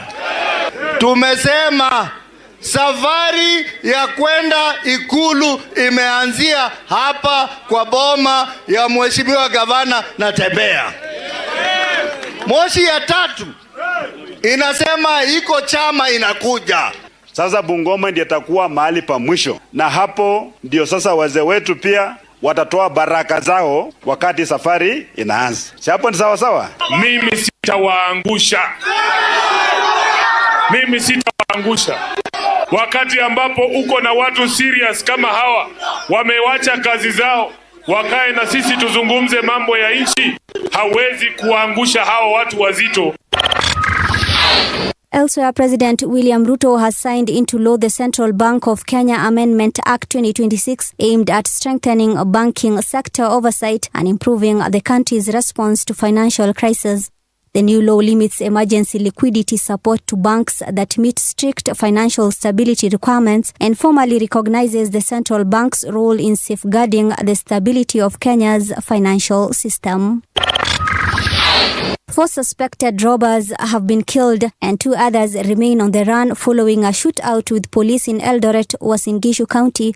Police said the suspects, who are dressed in military uniforms, were robbing members of the public when officers confronted them. A pistol, house-breaking tools, mobile phones and ropes were discovered as the search for the 2 fugitives continues. Wanajera huenda ikawa ni wale waliotoroka. Hawa watu 6 wameangaisha mji huu wa Eldoret, wameenda paka kule Nakuru, wameenda paka kule Kitale, Trans Nzoia, wameenda juzi paka Elgeyo Marakwet, lakini siku zao zilikuwa zimehesabika.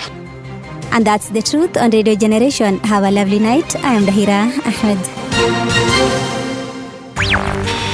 This week, power was tested in the corridors of leadership, economies shook under pressure, and the voices of ordinary citizens demanded to be heard. From breaking decisions in high office to protests in the streets, from moments of triumph to tragedies that stopped us in our tracks, these are the headlines that shaped our week. And beyond the noise, we search for what really matters: the connections, the context, the stories behind the stories. Introducing Patricia Wayoa, and this is your weekly news roundup on Radio Generation. generation, where every headline has a heartbeat and every moment counts.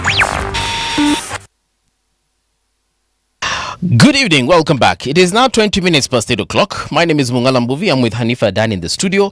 And also we are with our guest, that is Honorable Samson Cherargei. He is a member of the Senate from Nandi County. Mheshimiwa, good evening. Welcome back to Radio Generation. Asante sana. Good evening. Nice to see you. I've never been on this station in the evening. I find it weird. Oh, really? I'm used to morning shows. You find it weird, eh? Yeah, because I'm so used to the morning. What do you usually do at around this time? Or if you are not here, for example, where I go to school. Okay, what are you studying? I'm doing a lot of things like economics and accounting, and also advancing my legal knowledge. Yes. And also in the evening, you normally review the day, work plan, both in the committee and in the Senate work, and also in the ground. Okay. You know, it's approaching elections. Okay. And also catching up evening meetings, yes, maybe to catch up with one or two individuals, okay, and mostly, and preparing if we have a session like tomorrow. We have a Siaya County appearing, okay, and the Marsabit, just to go through the work tomorrow, and that has assisted me to be thorough. You notice I was the top among the top senators in the Republic in the info track that was released the other day. Yes. So it needs a lot of hard work also. It doesn't mean when you are elected, yes, you must always be prepared. I'll be very honest. Of all the people that we have in both Parliament and Senate, yes, I think you are one of the few who is very passionate about their work. The other person I can mention is Senator Onyonka, yes, Senator Manzo, who we just had here. Yes. There is yourself. This is now Senate, eh? Of course, Okia, that one goes without saying. You are one of the few folks I can actually say, na hii si ati na mapendeleo manini.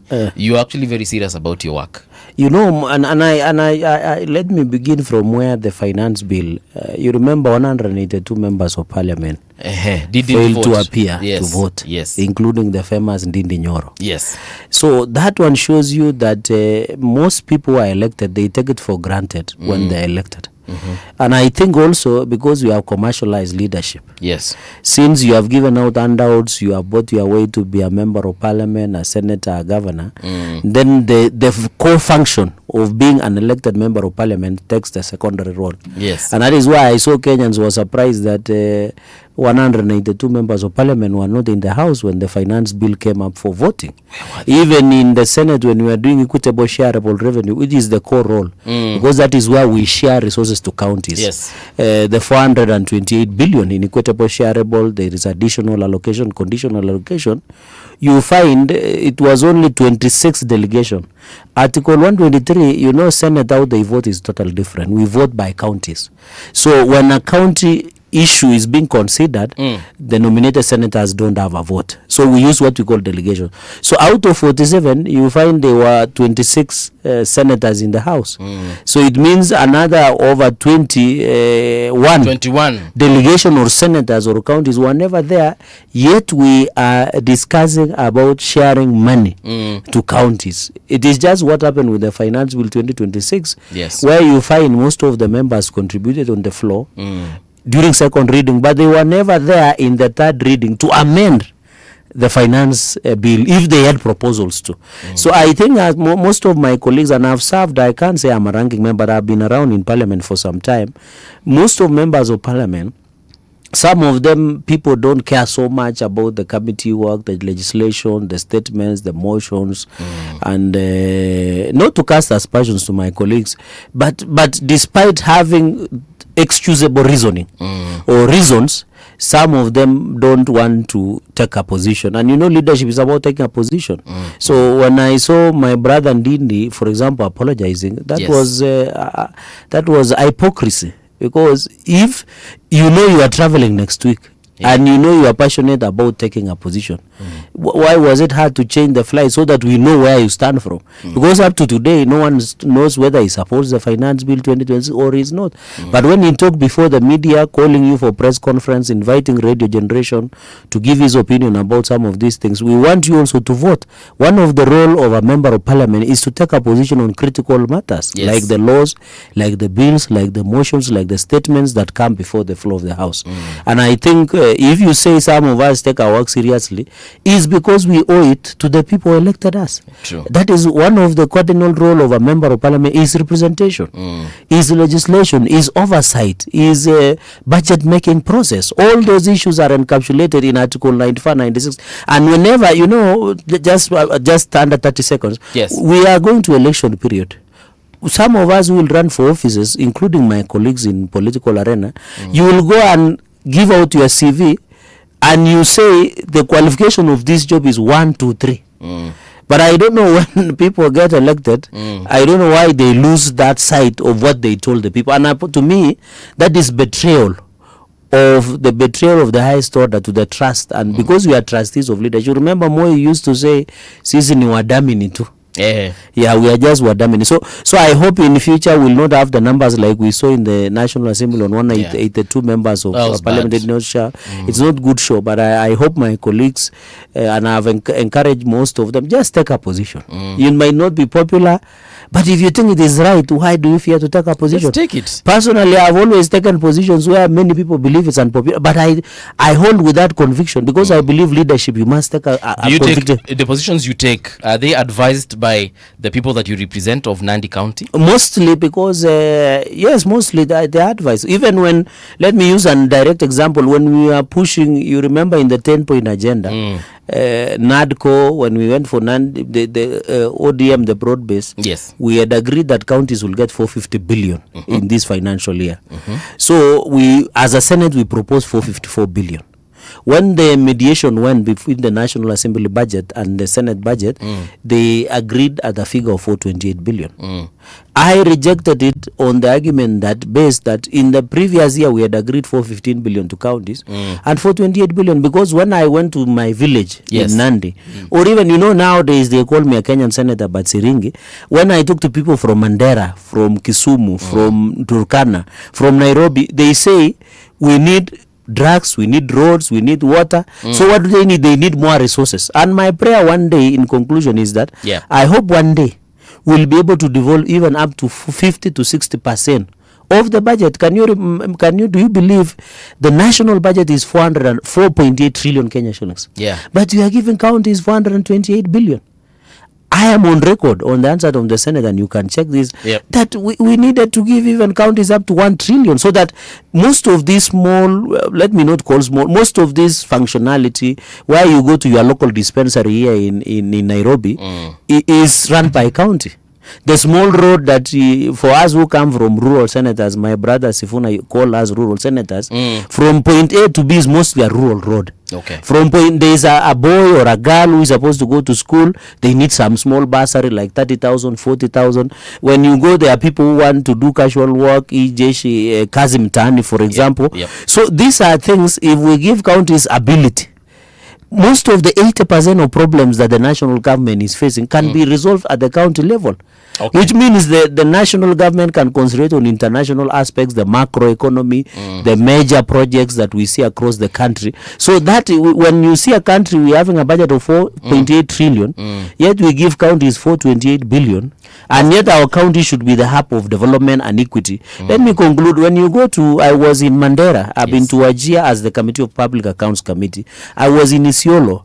When I went to Mandera, what impressed me, when Governor Roba, who is the senator, when we went there, I could see the value of devolution, because they were now having a KMTC, they were now having a tarmac, they were now having a number of, the town looks, they now county headquarters, the hospital, referral hospital near Riverdale there was a tarmac for the first time, they were doing a CS for the first time, the same to Garissa. So I could imagine if this had been done within, I know there could be an argument of 4 trillion that has been given to counties from 2013 to now.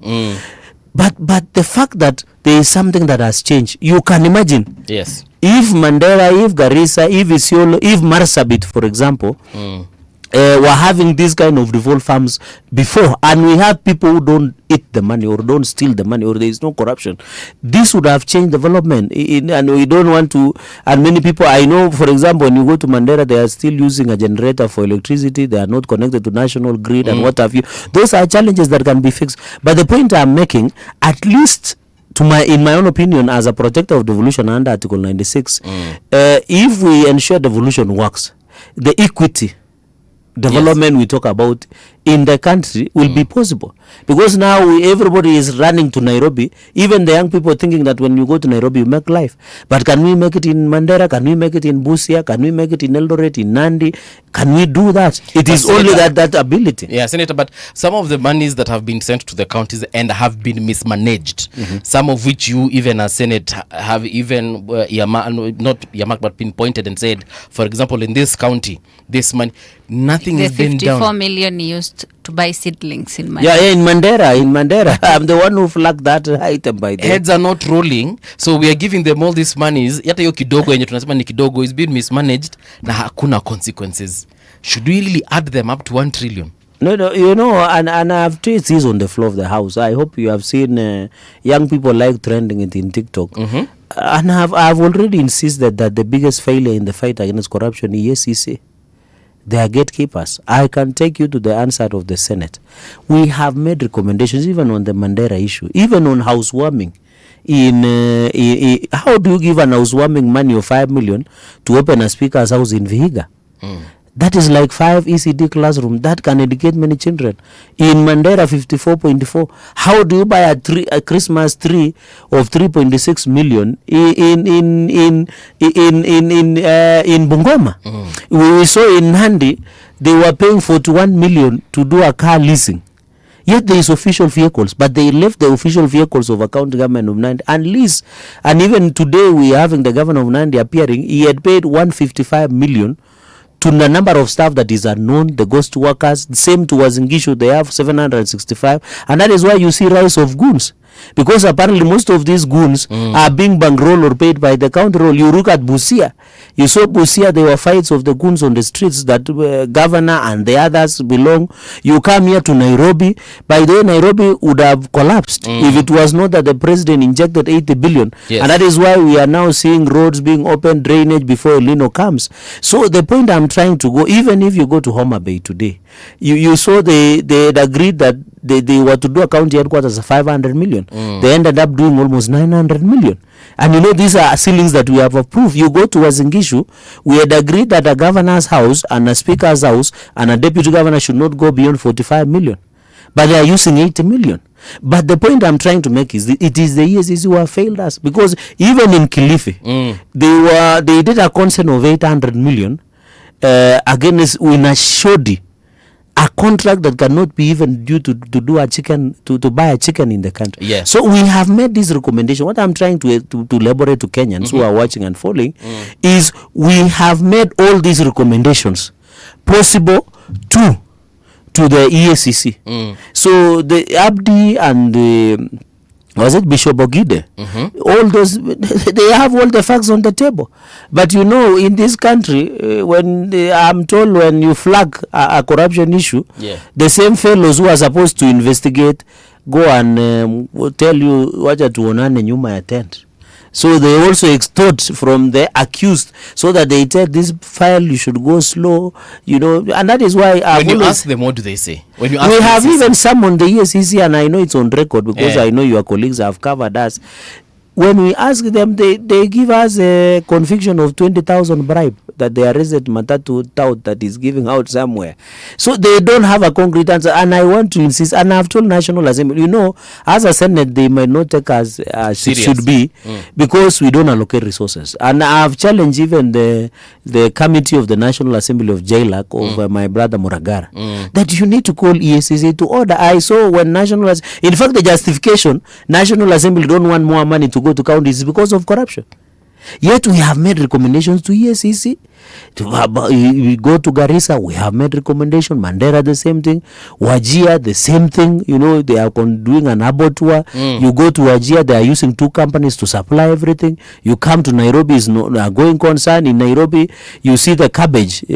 Cabbage collection is one of the corruption essence. Yeah. You go to Machakos, you saw somebody, I don't know whether is your namesake, he wanted 18 million being owed by the county. He was being beaten up. And I can tell you counties, and you know how these counties are stealing. They are stealing using pending bills. Because counties up to today have 180 billion. How? But when you go to control our budget, that money was released. Because they are paying what you call hewa. So the issue is simple. When you go to Trans Nzoia, Governor George Natembeya is allocating 5 million to buy coffins. So the question we ask him, is it important to buy coffins first or buy drugs first?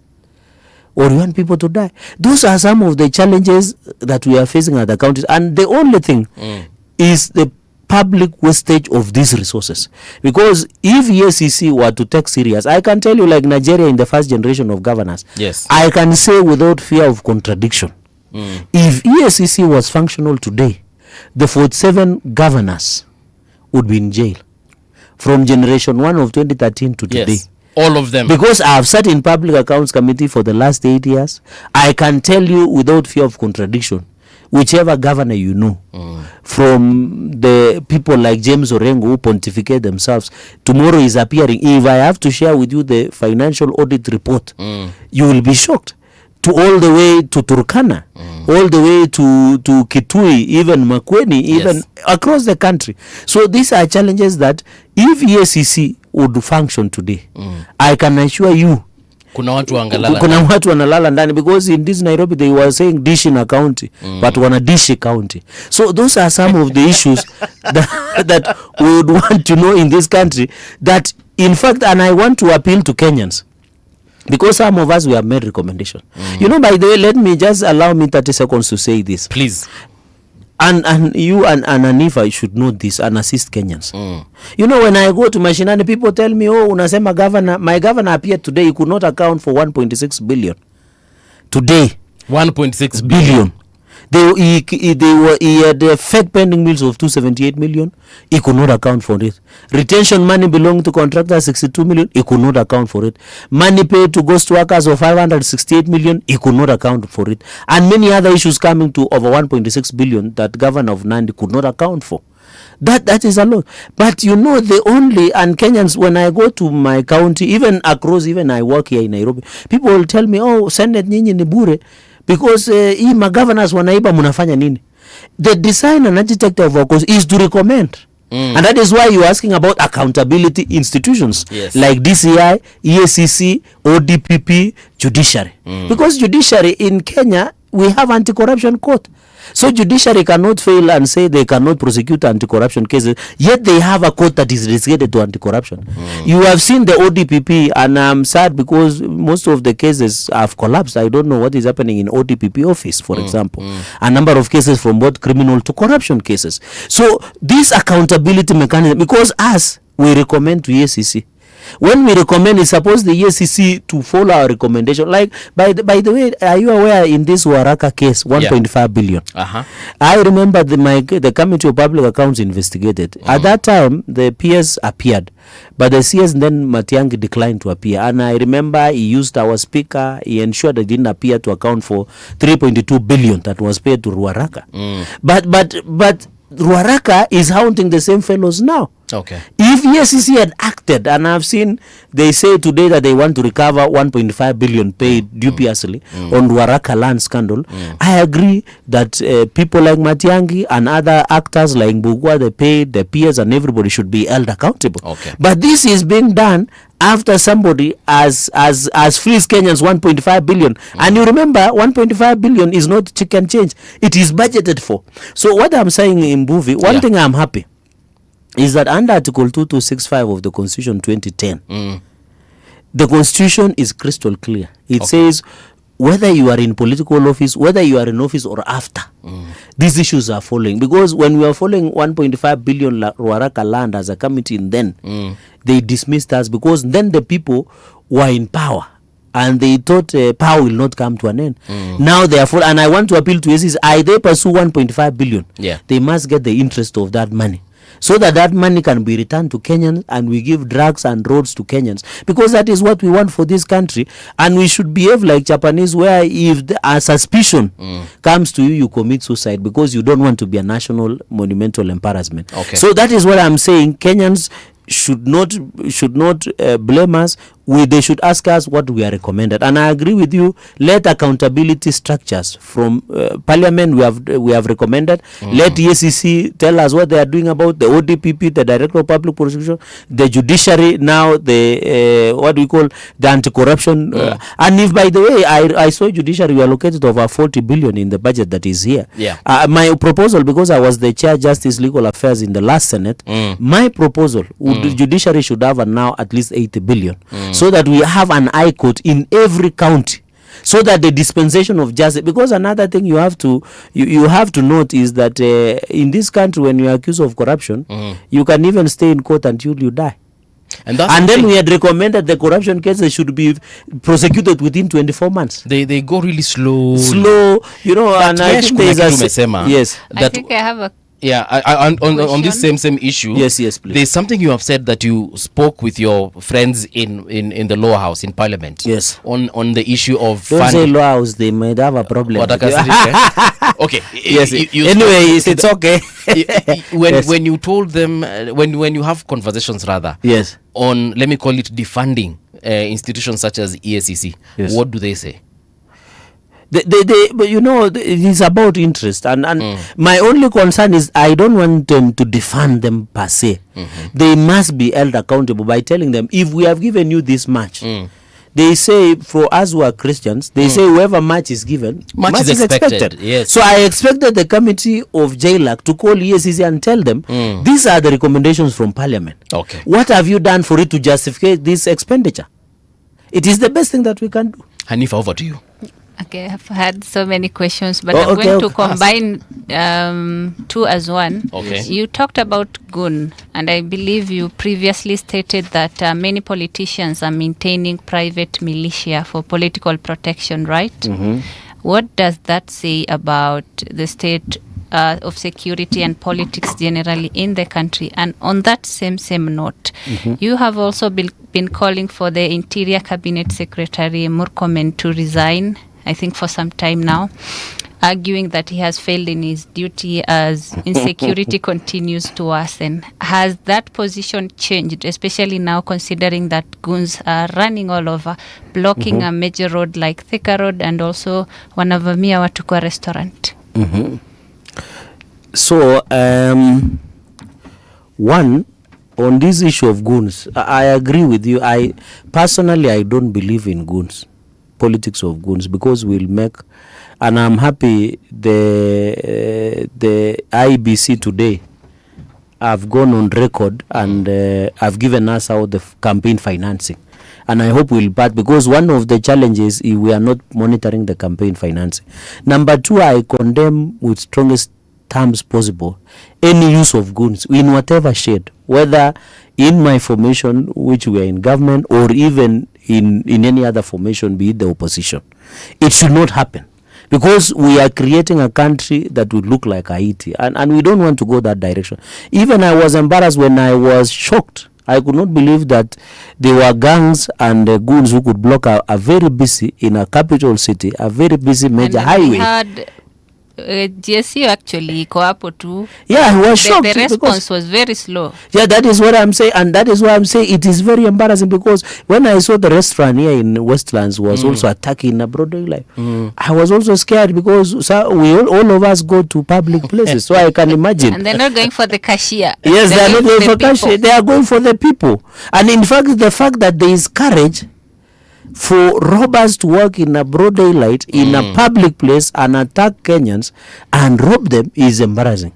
But that is why this issue of goonism, I know there is a tendency, because I've been there in politics for some time, that as we approach election, there is reactivation of militia, especially from both sides. Yeah. You saw when Bungoma funeral there, You saw what was happening in that funeral of the late brother of Wamboka. Yep. When you went to Kehumbu, and I hope the police and DCI will be able to arrest each and everybody who tried to attack Linda Mwananchi in Kehumbu, because when I saw police there and I saw goons walking around with jembe sticks, what is this? Does it mean we have surrendered our security? The reason is because the Minister of Interior is busy doing politics, and my position has never changed about him. He's just incorrigibly incompetent, and he's no longer incompetent. He's a failure. No, he should have done that before. But you know, when I see him, where I come from, he's busy running around in social events, funerals. I'm told every Monday, like today, he wants to know who has died and when is the funeral, so that he can have a forum to attack some of us, some political leaders from the region, to attend and attack politics. Because as a Minister of Interior, you must be sitting somewhere in your office and monitoring the security situation, especially when we are going to an election like we are in this 2027. Let me just understand. Are you saying that he wants to know the funeral so that he can attend them, or so that he can send goons to them? So that he can send goons. No, not to send what he does, one, I have in the issue of goons, he has failed to address, because under the Constitution, I think Article 245, the role of a cabinet secretary is to provide policy direction. Okay. I don't want to say he controls the police, because the Inspector General is an independent body, which they have their own chain command. But as a minister, he has a responsibility to provide leadership in the management of security sector, and therefore, on this issue of goons, he should provide leadership to ensure anybody associated with goons, either within our formation in Kenya Kwanza or anybody who is in United, should be held accountable. And that's my position. Number two, that's why I'm saying is incorrigible, incompetent, because in all occasions he has failed to address the issues of security sector. And that is why I'm saying, from the information I have from his office, every Monday like today, he would want to look at the diary, know who has died, especially from my region, to attend the funeral, so that he can get a forum or a social forum to attack politically some of us who are critical of his performance. And my position, because you have asked, my position has never changed, is just incorrigibly incompetent, and that is why we are seeing these security lapses at the moment. And I hope in fullness of time he will find it wise to give opportunity to other Kenyans who are willing, so that he can go and politic, because I can see he's busy politicking, trying to do succession politics of 2032, trying to do kingpin politics of my region, which I find it inordinate, because it is very unfair to Kenyans, because when you are given opportunity to serve, like in this radio station, serve when the time, for us who are Christians, there is time for everything in Ecclesiastes 7 verse 1. So we should ensure that. So my position has never changed. It remains the same. Even if I'm in heaven, wherever I am, even if I'm sleeping, when you ask me the same question, it will remain the same answer. There's also another question about the talking of finance bill. I agree that leaders should take positions. They should not feed on the emotions of the public or other people who want better for this country. Now, this is a question I said I would ask you. You previously called for the constituencies represented by MPs who voted against the Finance Bill 2026 to be denied development funding. Now, I'm just asking, what does this say about the independence of the parliament? And if the funds are actually withheld, who do you think it's going to hurt more, the MPs or the ordinary people? And again, the independence of the parliament, is it conditional on them supporting the executive? The finance bill is normally generated by the executive, even at the county and the national level, because you want to create the financing of the budget. We have a budget of 4.8 trillion. This budget we have is deficit. So in fact, even as we look for how to finance through taxation, we also must be aware on how we can finance the budget, because whenever I go to anywhere, any county, somebody will ask you for a road, for water, for bursary, for drugs in hospital, for counties. So, but that money, you must rate it from somewhere. And I'm happy if you heard what the president said, and that is my position.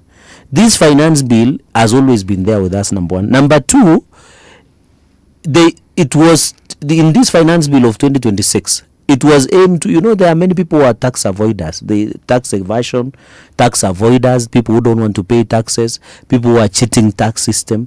So if we are to seal these loopholes, we will ensure that the money meant for the financing of the budget will happen.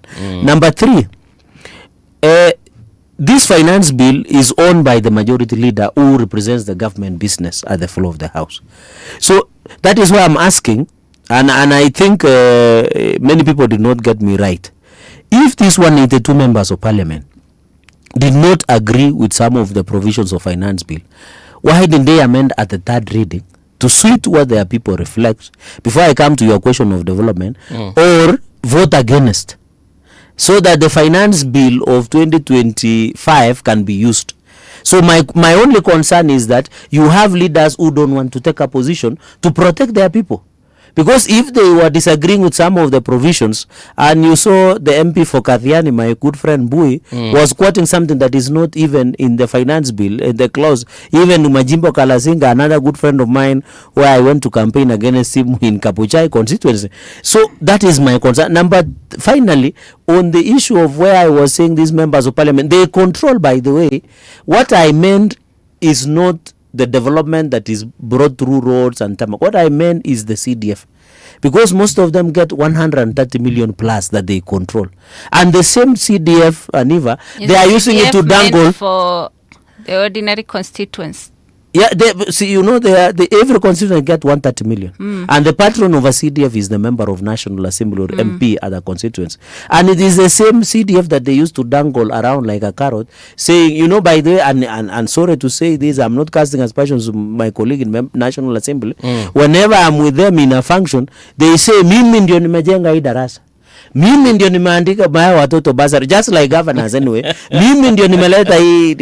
That mimi. They are not telling people, hii ni pesa yenu, tumepitisha na ni yenu, kodi yenu, ndio nimejenga darasa, ndio nimenunua bus. Unafika mkutano, hata saa zingine wananchi wao wanatuuliza, na nyinyi senators mbona hamtupei kitu mnafanya? Because the members of National Assembly have annihilated the CDF until they are personalized, that they go and say, sisi ndio tumetoa mimi napea watoto basi. Mimi kama mjumbe ndaeka milioni 5 kwa hii shule. Not saying hii ni pesa ya CDF. So the point I'm trying to, in this 130 million plus, these are the money that is in the budget. So if you are not taking a position to ensure that this money is budgeted or is raised, which authority do you have to come and preside over the same funds that you didn't participate in appropriating? That was my simple argument. But every Kenyan, and I agree with you, every Kenyan pay taxes, every Kenyan deserve development, regardless of where they come from. And let me conclude by saying this. Even the biggest fight that the President Ruto has today in this country is because he's trying to bring equity in terms of development.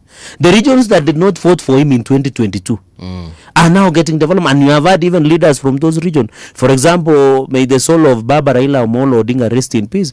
For example, like Luo Nyanza, let us be honest, they didn't vote for President William Ruto.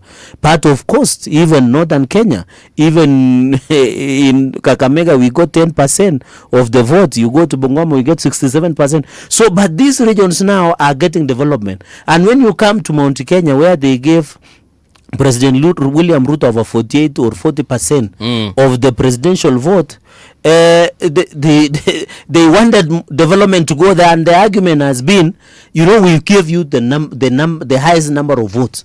So we want development to come to Mount Kenya simply because we gave you the highest vote, not telling us that a Kenyan in Elwak, a Kenyan in Lamu, a Kenyan in somewhere in Isebania, a Kenyan somewhere in Swam, somewhere in Mount Elgon, are paying the same tax like a Kenyan in Muranga, a Kenyan in Kiambu. So I agree with you that we need to demystify that. Despite our political affiliation or position or where you come from, there are two things that are constant. you pay tax, you must get development, regardless whether you voted for the president in office or not. And I think that is my prayer as a young person, because I'm still young. I can look at this room. Maybe Yego is a bit labda amejizeesha, but all of us will still be around for 30, 40 years. And we would want to have a Kenya, whether you are neither, you take a different position, I take a different position, Mbuvi takes, Yego takes, we can still come at the table and say, Kenyans, the road to XYZ you deserve, not because you supported me, but because you pay for tax and you have that opportunity to get the development. And that is why in the policy of elitism, and that is why you see our former impeached deputy president, although he is telling us as a senator, I saw his submissions in the Court of Appeal that Senate must give him 50 million. But when the ruling came out, he rejected. It is in his suit papers, and we are on record on that matter as some of the councils in the Senate. Okay. And you had him even today in the news, and you carry the news daily, that he's saying, sisi kama mulima, we gave you the votes, we want maendeleo. We want maendeleo. You know, and they say, sisi, he's not even saying sisi kama wa Kenya. Tunataka maendeleo. It is because of that, what we call tribal egoistic, tribal elitism. Right. Where you believe, since people who come outside Mount Kenya should not have a say in the running of this country. And that is why when Mzee Kenyatta was the president, Kibaki was the president, Uhuru was the president, you never had anybody saying they must go. But when another person who does not come from their region are in power, they are the first one who will tell you they must go. They must be voted out. Because there is that belief that tribal elitism, that since we have the numbers, you must give us more and more development than in Turkana. Because they even believe that an El Molok or a Turkana or a Njemp or a Somali should not be the president, because simply they don't come from the right tribe. And that is the demystification. As young people, we must have a conversation about it. I guess Kenyans will make that choice. Yes, of course. August 10th of next year. Yes. But on that issue of the president, there were some headlines, I think either last week or the week before that, that his popularity has gone down in terms of, you know, who Kenyans prefer to be their president. But at least he's still there. I think he's Bado top 2. Why do you think that is so, Mahesh? If at all he has done the things that you have said, he has brought people together, he has brought Kenyans together, he has eliminated this issue of tribalism, he has brought development. But why is his popularity dipping? I don't know where you get that opinion, Paul. Anyway, I saw the info track, but he was number 1. Right. The info track. If you have to rely. Number 2 is that President William Ruto knows when to be popular. As a politician, I would advise you, be popular when it matters. Yeah. When election is to happen. Yes. Number 2, most of the decisions that the president is making are sometimes painful and hard. Even in this issue of universal health coverage, the issue of SHA. If you are keen, and you are journalist, all of us here are well read, this universal health coverage was muted in Kibaki's time. If you remember President Uhuru tenure, he tried to do with 4 counties, Nyeri, I don't know, there were 4 counties. He did like a pilot. It collapsed. Because you were fearful on the issue of contribution and how to run SHA or universal health coverage. It is President William Ruto that has the courage, that has said, and by the way, I pay almost 30,000 from my pay slip to SHA. Monthly. Not because I have a lot of money, but because my belief, if I paid it 30,000, then the number of Arambes I attend on Saturdays, Fridays, Saturdays, Sundays for medical bills will come down. I would prefer that. Because where will I get the money of attending Arambe XYZ to contribute for medical bills? Number 2, where all Kenyans, by the way, and that is why people will ask you, SHA's problems. We are saying they could be teething problems. But Aden Duale has really tried, Waziri Aden Duale, because I ask myself, if SHA is not working, why are we having over 30 million Kenyans registered? And they are not being conscripted like military. You are not being told, Buvi, you must register for SHA. I think they are hopeful and they are desperate. They don't have money to cover the bills. That is why they are hopeful that SHA is going to work. That is why they register and they pay the 6,000. Hawana pesa. I think if every Kenyan had their way, they would actually go for private health cover. I really strongly believe if they had their way. It's true. But even if you look at NHS in the UK, there is no, even the Obamacare, there is no health cover that operates 100%. Even for us who are still young and intend to give birth and create more, feel the earth. Feel the earth. You have seen there was an increment even in CS. Although I disagree with most hospitals nowadays, they give elective. A lady want to give birth. You see a doctor just recommending CS because it pays high. And I think it is endangering the lives of women. Because I know when you do CS for some time, you are not, it's risky for women. Instead of the natural birth. The point is there has been increment. And that is why we are no longer saying Linda Mambo, we are saying Linda Jamii. And that is why we want to encompass the child, the husband. Unajua hata wanaume tumeumia kidogo because boy child amesaulika and the mother in there. So while I agree Kenyans would prefer private health cover, but it has alleviated because I remember when I visited Kericho, I have seen the reports even from Mandera, from Wajir, from Machakos, from Kiambu, from Kericho, from Nandi, from Trans Nzoia, from Kakamega. I was in Kakamega myself. Kenyans are using SHA, but they are just small teething problems like pre-authorization, approval process, which I think it is always a challenge with the new system. You remember NHIF was only a privilege of us who had formal employment. You remember that. But now we are saying if you can pay one-off of Malipo Pole Pole in SHA, you get that access. That the reason I'm using SHA is because it's one of the hardest decisions that President Kibaki and President Uhuru did not make because they were afraid with the consequence that you are saying now. But I believe they were afraid of these teething problems. Correct, yes, because people say no, which I think is fair.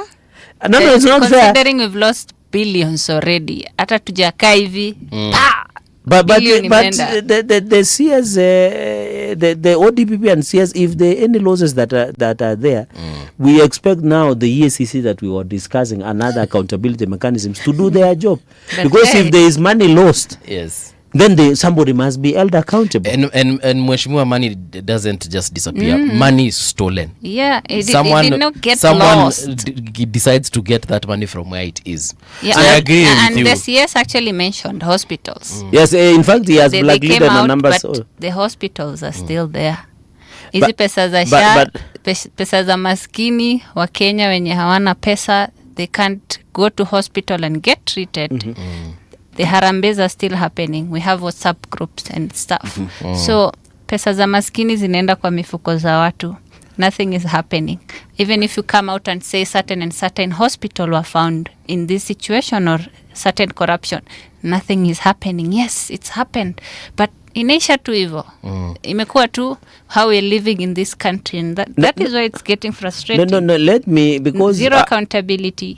We had CS Aden Duale in the Senate, and he confirmed to us that all hospitals that have been suspended, and mostly are from, in fact he accepted that mostly are from northern region, northeastern, and most of them have been suspended. But the question you're asking yourselves, if you have suspended an hospital for fraud in SHA, what happens to the wananchi who want to use the service of SHA when you suspend an hospital? So we are in 50-50 situation, and I wish we had a lot of time. I would have even called Duale on my phone so that you can even seek clarification on this matter. But I agree. No, that is why we told him, if there are hospitals in Kenya, let me not say northern, who have committed fraud, and that is why you had hospitals who had more accountants than nurses, they must be held accountable. And it is the same problem we are facing with EACC and ODPP. Because now, it will be hard to tell the ministry, can you investigate yourself and prosecute yourself? Because the design of our constitution is let the EACC and ODPP and DC, and you had the CS Duale saying he is willing to cooperate with the investigative agencies to ensure if anybody has been following himself in the financial misappropriation of funds, they must be held accountable. You are asking me why the popularity and the reason William Ruto, the issue you are asking whether is because he has made the painful decisions. Look at where I come from, and even northern Kenya, the road from Wajir all the way to Isiolo. The tarmac is ongoing. Look at the Mau Mau roads, 500 billion. Yeah. Look at the Mau Summit Rironi. Some of us who come from, including Western him, Kenya, we would even not go for Christmas because you sleep on the way, you travel 24 hours because of the gridlock on this area. That traffic there is the bad. improvement of JKIA. Yeah. There is the opening, and you have seen, I've talked about Nairobi City County and across the country, the issue of affordable housing that has employed almost close to 1 million young people who have an opportunity. You know, when I meet people who are saying, why did you build us a house and we have houses? They have never visited Kibra and see the indignity. Yeah. Where you have a family of 6, the only thing that they share is flying toilets, they share with bed sheets, the children are teenagers, the parents are there, they don't have, and that is the dignity that Kenyans wanted to, the president wanted to bring back to Kenyans. And we cannot be on the road to Singapore without fixing some of these issues like infrastructure, like housing, like healthcare. We cannot be talking about the first world if we cannot fix our working.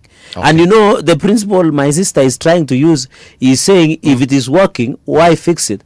And I think your principle is the same that Kibaki and Uhuru use by saying, kama hii NHIF ni ya wadosi, because you have to give it. In fact, when wadosi, but I think my aunt actually, who is diabetic, used to alikuwa anatumia NHIF. Yes. And it was working well for her. So I don't understand this elitism picture around NHIF. And also Linda Mama was working extremely well for these women who could not afford but we have now Linda Jamii. We are taking care of everybody, because if you Linda Mama without Linda Mzee and Linda Mtoto, it doesn't mean that the rest were not being taken care of. It was just especially designed for the vulnerable. You see, women who are giving birth, which is actually a good thing. It's so considerate, I think. But you have to appreciate, my sister, that we have registered what we call indigent of 1.2 million Kenyans. And you know also, you know, this is a systems that are being sent place. You know, indigent are the poor people you are talking about. There must be a process. Even when you are giving out Inua Jamii, the local mzee mitaa mukasa pale, the Kokwe elder, the chief, and they must ensure that the person you are giving as indigent are the people who deserve to be assisted. And in this share package, we have ensured that the 1.2 indigent, and you had even, and I know these are very big concerns. I hope one day we'll have a chance to invite the CS for health, or I will request him to appear. Tumejaribu, mwambie on our behalf. I will make sure he comes and explains. We have really tried. Because so that we get the entire view or the picture on how share should operate. Okay. But by the way, to be honest, I have made success stories. There could be challenges here and there. But I you know, as a leader, sometimes I get requests, even when these arambes are being done, they will tell me my bill was 700,000, maybe in Moi Teaching and Referral Eldoret, share has paid 500. We just want to fundraise for 200. I think it is also something that is at least is working. But I hope and have belief and ambition like you that we'll be able to have it work 100% and efficient. And I think that is the whole point. That is the whole point. And I agree with you. Because it helps. We should, yes, it's health. In maisha ya watu, because people die from poor hospitals being underfunded. People die from lack of bills. People die from a lot. People die from corruption. That is why it matters a lot. It must work 100%. It can't be something we are wishing for. You have the money, you have the structure, you have the plan. Why exactly is it not working? Can I also, the biggest people who are killing SHA are governors. You know why? Oh yeah, speaking of governors, yes, one of them was saying SHA is not working, and he's in government. No, the one he was throwing around 1,000. He's called Natif Jama from Garissa. When somebody tried to ask him about how he gave 1,000 shillings and sema haifanyi kazi. But the reason governors are killing SHA is one. Is it the UHC? Because under the 4th schedule, before I come to UHC, and I know many people when they saw me on the show, they'd ask about that. I wanted to ask about it as well. And why the Council of Governors are against I can tie up with that, with the issue of the reason governors are killing SHA is because when you go to an hospital with your card of SHA, yes, the 4th schedule, it says that health is devolved. It's a devolved function. It belongs to counties. Yes. From level from dispensary to level 4. From level 5 now level 6 referral hospitals. And in fact, we are proposed as a Senate, let every county have a referral hospital so that you don't need to overload Garissa County Referral Hospital, Coast General Referral Hospital, or Rift Valley, or Moi Teaching and Referral Kakamega. We now have the new Jaramogi Oginga Odinga Referral Hospital. We at least every 47 referral facility. The reason the governors are killing is, by the way, it was embarrassing when we saw KEMSA as 1 billion expired drugs worth. You know, that is what is killing health sector. Number 2, the governors don't provide service and drugs in those hospitals. So a Kenyan will walk, and by the way, I can tell you a story. We went with my committee to Busia, Busia County Referral Hospital. When we were exiting at the gate, from gate to before you get to Uganda, if you have been to Malaba border, we are only chemists. Why? Because there is no drugs in the hospital. And that shows you, even in Kapsabet, where I come from, Kapsabet County Referral Hospital, 50% or 60% of businesses are chemists. But you know why? There is no drugs. Since SHA works with the provision of the hospital and providing, mwananchi will go, he will get maybe consultation and ikiwe dawa, enda nunua kwa chemist. Since SHA does not work in the commercialization and private of those drugs, mwananchi will say, niko na kadi ya SHA lakini nimeambiwa ninunue dawa. So the biggest soft underbelly is counties, because their work is to provide medical services. If the dispensary has a doctor, has a nurse, has drugs, has services, you get drugs and everything, then it will be easy, because the counties will incur that cost and then raise claims with the SHA for reimbursement of their money. And we have always argued and told SHA, and I'm happy that when we met with the CS of Health at Adendwale, most of the counties are up to date in terms of the reimbursement to the counties, because we want them also to have money to get drugs and ensure that services are. So governors are the biggest threat to SHA. If they can ensure our county facilities work, you said they're responsible for the millions of drugs which have expired. Yeah, because the issue that is with KEMSA also must come out. Why would they? I saw the OAG report, and I hope there's no accountability whatsoever. The OAG, when they did in the financial year 25-26, they found that there were 1 billion worth of expired drugs with KEMSA. So you and me know that KEMSA has been having problems. So I think the problems in KEMSA are far from over. So the OAG report has indicted them, and I hope the ministry will be able to do that. Finally, she had asked something about UHC. I know young people are following. We as a Senate, we agreed, and we put 8.9 billion, but we did put it as a conditional grant. The counties thought that it should be in equitable shareable revenue for them to absorb 7,600 plus UHC. And we have never had peace as members of parliament when they are not in the gate of National Assembly. And I don't know, there is this obsession, everybody wants to visit parliament. I'm told Saba wanted to come during the commemoration anniversary for 25th Gen Z. They want to come. Everybody is coming to visit us. It is our house. And now wanataka kutusalamia vibaya.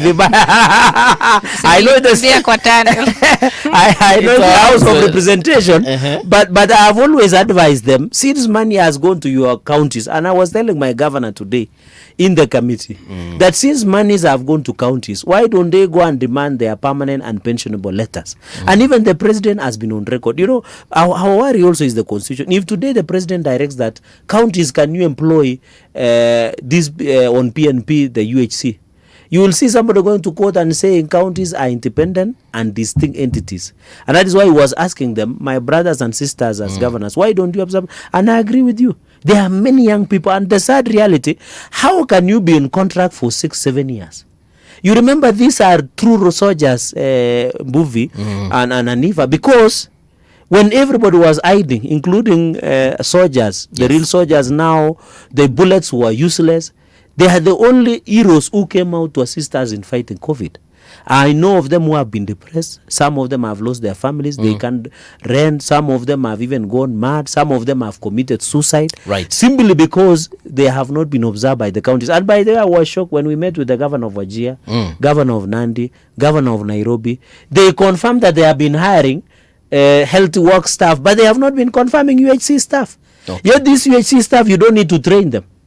You need just to give them permanent and pensionable letters, and then they proceed with providing medical services. So I agree with you, UHC, and we have told governors in conclusion, because we are resuming next week from a short recess, that we are willing to rectify that 8.9 billion to equitable shareable revenue, so that governors can transit them from permanent and pensionable to the Ministry of Health. And I think we have agreed with the Ministry of Health and both PSS, and also this month I went to the summit. They went also to IBEC, Inter-Economic Budget Forum, that is chaired by Professor Kithure Kindiki as the Deputy President. We have agreed their gratuity and other earnings must be transferred in due to them, so that they can be able to transit to county governments and transfer the payroll to county, so that the UHC can get that opportunity. What happens if they completely refuse to absorb them?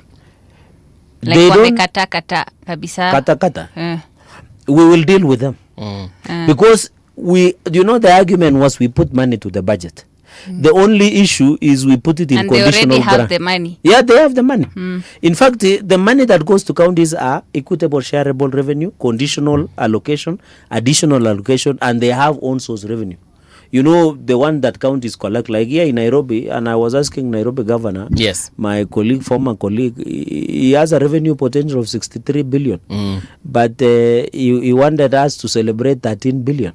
Is a shortfall of 50 billion Kenya shillings, and we were telling him ng'ombe utoa maziwa lakini apiki kelele, si kama kuku ambaye anazaa yai na anapika kelele the whole day.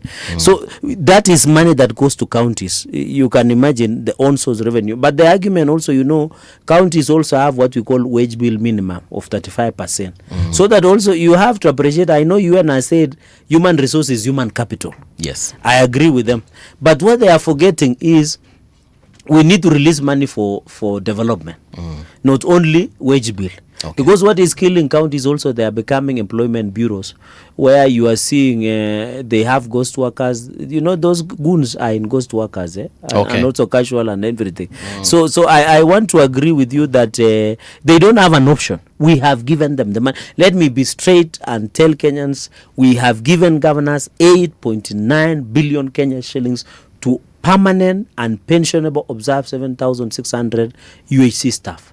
Any UHC staff, visit your governor and take a permanent and pensionable letter anytime, because we have begun a new financial year under 25-26. 26-27, sorry. Yeah, Mheshimiwa, as we conclude this conversation. It's that short, okay. You can conclude. Tulianza 19 past, na sasa ni 17 past. Sorry. No, but it's okay. No, we have a football World Cup coming up. Some of us follow it keenly. Lazima tuka watch ball. Yes. No, but there's something that people really don't bring up even in conversations. There's that time you wanted senators to be given the power to choose, or I don't know if it's to select or appoint key government officials. Maybe you can help me understand what that, because it was part of the bill about extension. Yes. That was mad in a lot of controversy. Correct. But this part is rarely spoken about. What was it about? One, and by the way, I have had problems, and I'm happy you are one of the people who are objective, who read my proposal. That constitutional amendment bill, in fact, I have come up with a new one, that I want Nairobi to be a metropolis because of unique. I'm with you on that one. Because of unique challenges. You can see, Governor, we are giving him over 20 billion, but he still relies to national government. Yes, even they can't collect garbage. You saw Wayaki Way. Even when they can, even potholes here in your. I thought I want to appeal to him through this forum. I saw the MCA here. Please, wekea wa barabara hizi potholes. Hawa ni watu wadosi wa Kilimani. This is, imagine it is Kilimani. Yes, maskini huko Ngumo, huko kwa Nguguru, kwa Njenga, it is worse. Even sanitary conditions. Yes. So I'm bringing another bill that we want to ensure Nairobi becomes a metropolis. I think as a country we never thought through it. On the constitutional amendment, which by the way Kenyans read only one section on extension of term. Yes. They didn't read other section. I'm happy you read the entire section. What I was proposing, when you go to US, where we borrow heavily, it is the US Senate that vetoes most of the bills and decisions. And we said, since National Assembly runs, we can allow them to vet and approve ambassadors and foreign envoys and foreign commission, not foreign ambassadors, Kenyan ambassadors on and high commissioners. And high commissioners, that's the word I was looking for. Oh, yeah. They can do that. And also independent commissions, we can do jointly vetting and approval. But on cabinet secretaries as a Senate, we do the vetting and approval. Then now, you know, you cannot be a judge in your own case. Then the National Assembly oversights them. Because you cannot be the one hiring, approving and vetting and approving, then you come and oversight the same individual, because you will subject them to double jeopardy, because during vetting, you will know a lot of things about that candidate. And we thought to create separation of power and principles of separation of powers, let the Senate. Number 2 is we wanted the veto powers in my proposal to ensure any decision, even on finance bill. And you know, finance bill does not come to the Senate because of the argument of Constitution Article 113 on the money bills that only is make decision. And you remember, Senate had to go to court in 2013 on the issue of division of revenue. That is why now we participate in division of revenue. But courts, by the way, have been interesting, because the reading of the Constitution, it says even independent commission, the budget should be done by Parliament. Yes. And the definition of Parliament under Article 93 is the Senate and the National Assembly. But courts, we have taken that matter to court, but Supreme Court are playing, you know, they fear National Assembly, I think because of allocation of resources or arrogance of power and money. I want to allude to that. So I agree with you that as a Senate, if we wanted to borrow the parliamentary or presidential system, of United States, then we should have given the Senate to be the upper house. We give them veto powers to veto the bills, because at least if you have been very keen, most of the bills that come from the National Assembly, we go through it through tooth and nail. We ensure, and that is why we normally go to mediation in most of the bills, because at least some of us are very keen. You have to give it to the Senate. I don't know whether National Assembly, because there are many, or because I don't know. I don't want to cast aspersions. But the point I'm trying to make, let us create if we have created bicameral parliament, let us create a Senate to be veto. Not because I'm a senator, even for future. Because I want a time when I'm no longer a senator, maybe I'm a governor or I'm president, who knows God, it's God who knows about it. Yes. So we want to create for posterity, even when I'm in my private practice, in legal, in courts, I want to have a governance structure that creates order. What we are seeing now is chaos. You remember, by the way, in conclusion, because when I was the chair of Justice, Legal Affairs and Right, you remember I led the entire Senate to march to Milimani Law Court before Justice Weldon Korir, where National Assembly had passed 23 legislations taken to President Uhuru Kenyatta to assent to law without the input of the Senate. Because our argument, any law that you pass must involve counties. Counties are in Kenya. So you cannot say today you are passing laws for Kenya without the counties, because even if you have to pass the traffic laws, where will you implement? In counties. Even the NTSA regulations that we are seeing, by the way, we annulled. I'm surprised the NTSA want to implement the regulations that the committee of the Senate of delegated has annulled those regulations. Because this issue of inspection the speed cameras or the inspection one? The inspection, and even this, because we agreed they came in omnibus. You know, some of these agencies, you know, I don't know whether they are using the principle. Somebody said, if you want to hide something from a black person, I'm not being a racist. You put it in writing. So whenever they bring this legislation, they bring like 20 legislation omnibus. And that is why I rejected the amendment of Statutory Instruments Act, where there was a proposal that regulations that were used in 2013, if they expire, we should allow the ministries or the departments to use the way they were. Because many things have changed for the last 10 years. Very true. And that is why when they brought that amendment of Statutory Instruments Amendment Act, I rejected it. And I'm happy the colleagues in the Senate agree, even on these regulations that NTSA want to implement. To me, they should have gotten more stakeholder engagement before passing. We agree that there are roads accidents in our roads. We want our roads to be roadworthy. By the way, when I was in Riara, studying in Riara, we used to board matatu. I know God has been gracious. At least I have my small car. Yes. Premium. At least I move around with. Those days when I used to use matatu and when I was in Kenya School of Law, Naboka, they was called Naboka. There was Rainbow, Shuttle, Nini, and all those in this time. And even this one City Opa that was started by the late MP for George Tuo. Okay. So, and you are in Matatu, and you want to believe Matatu wants to separate. Because it's poor commission, it's smoking, there is no AC, it's dirty, there is pickpockets, there is creaky. Yeah. When ikiteremuka hapo Valley Road, unaambia Mungu nakuja Zayuni. I agree that we need to have our matatus and public transport in order. Okay. We don't need to lose Kenyans through road accidents. But why don't we do it in a process that involves everybody? Even in our children that are at school, you have seen most of the buses sometimes get accidents. Yes, we have. I agree with NTSA when they say these are challenges. But what can we follow the law? Let's follow the law. The rule of law. One of the Article 10 on national values and principles of governance, one of the cardinal rule of the Constitution is the rule of law.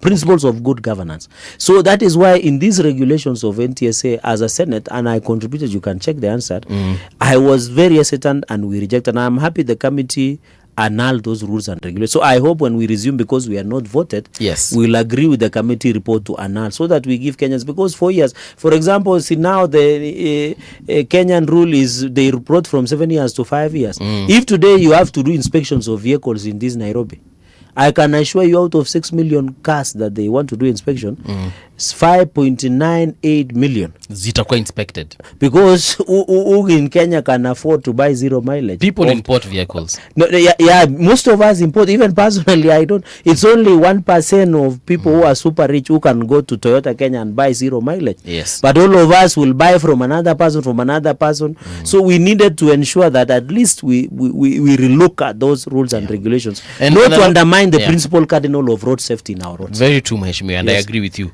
And a lot of people will not be in business because saizi ukiangalia gari za Wakenya kuna moja haina taa, kuna ingine mataya zime expire ama zina need ku replacewa, and a lot of people TSA works selectively when they want. Juzi Mheshimiwa, they bring a nini just even before we leave here unasikia wameka roadblock.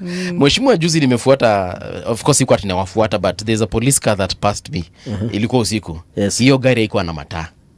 A police vehicle, lakini atasimama mbele ya kusimamisha na anitoa makosa reflector na anitoa makosa, na normally not all of us have rough reflector. They can even ask you something funny like a reflector, like fire extinguisher. They can just ask you something that you, or a spare tire. Yes.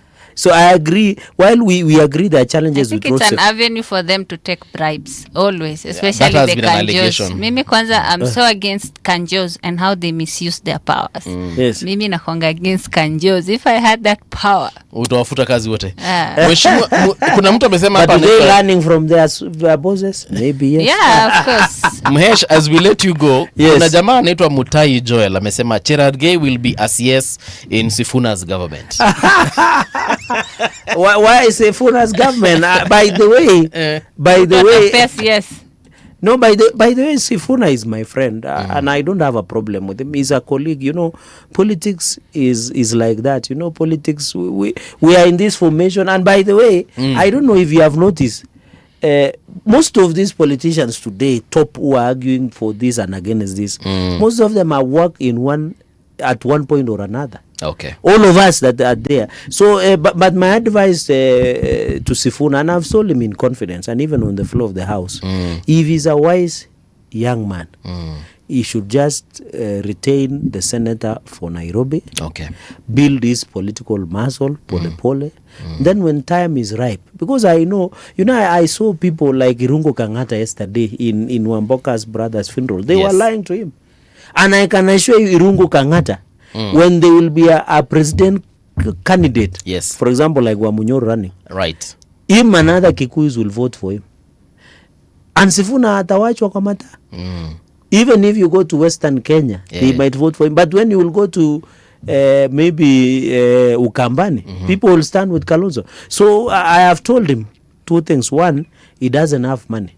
And you have heard IBC are saying use 4 billion. Yeah. And I don't know, you remember if you were to do pay bill, yes. Maraga tried that strategy. I don't know whether you worked briefly with Maraga or not, but I saw, was it, there is another lady. Yeah. So he tried raising the money. Did he reach even 20 million? I don't think so.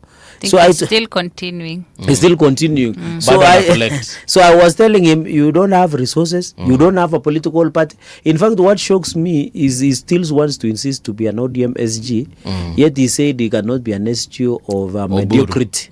Not Oburu, of mediocrity. So he's a good politician. He's a young man like me. I don't have a problem with Senator Sifuna. But he should be realistic by saying, one, remain in the Senate, two, build his political muscle. You see people like Alonso, they have been in politics for 50 years. People like William Ruto, they have been in politics for 30 years. More than 30 years. People like Wamunyoro Kwatata. At least me, I'm senior Daima. I've been in politics for almost 15 years.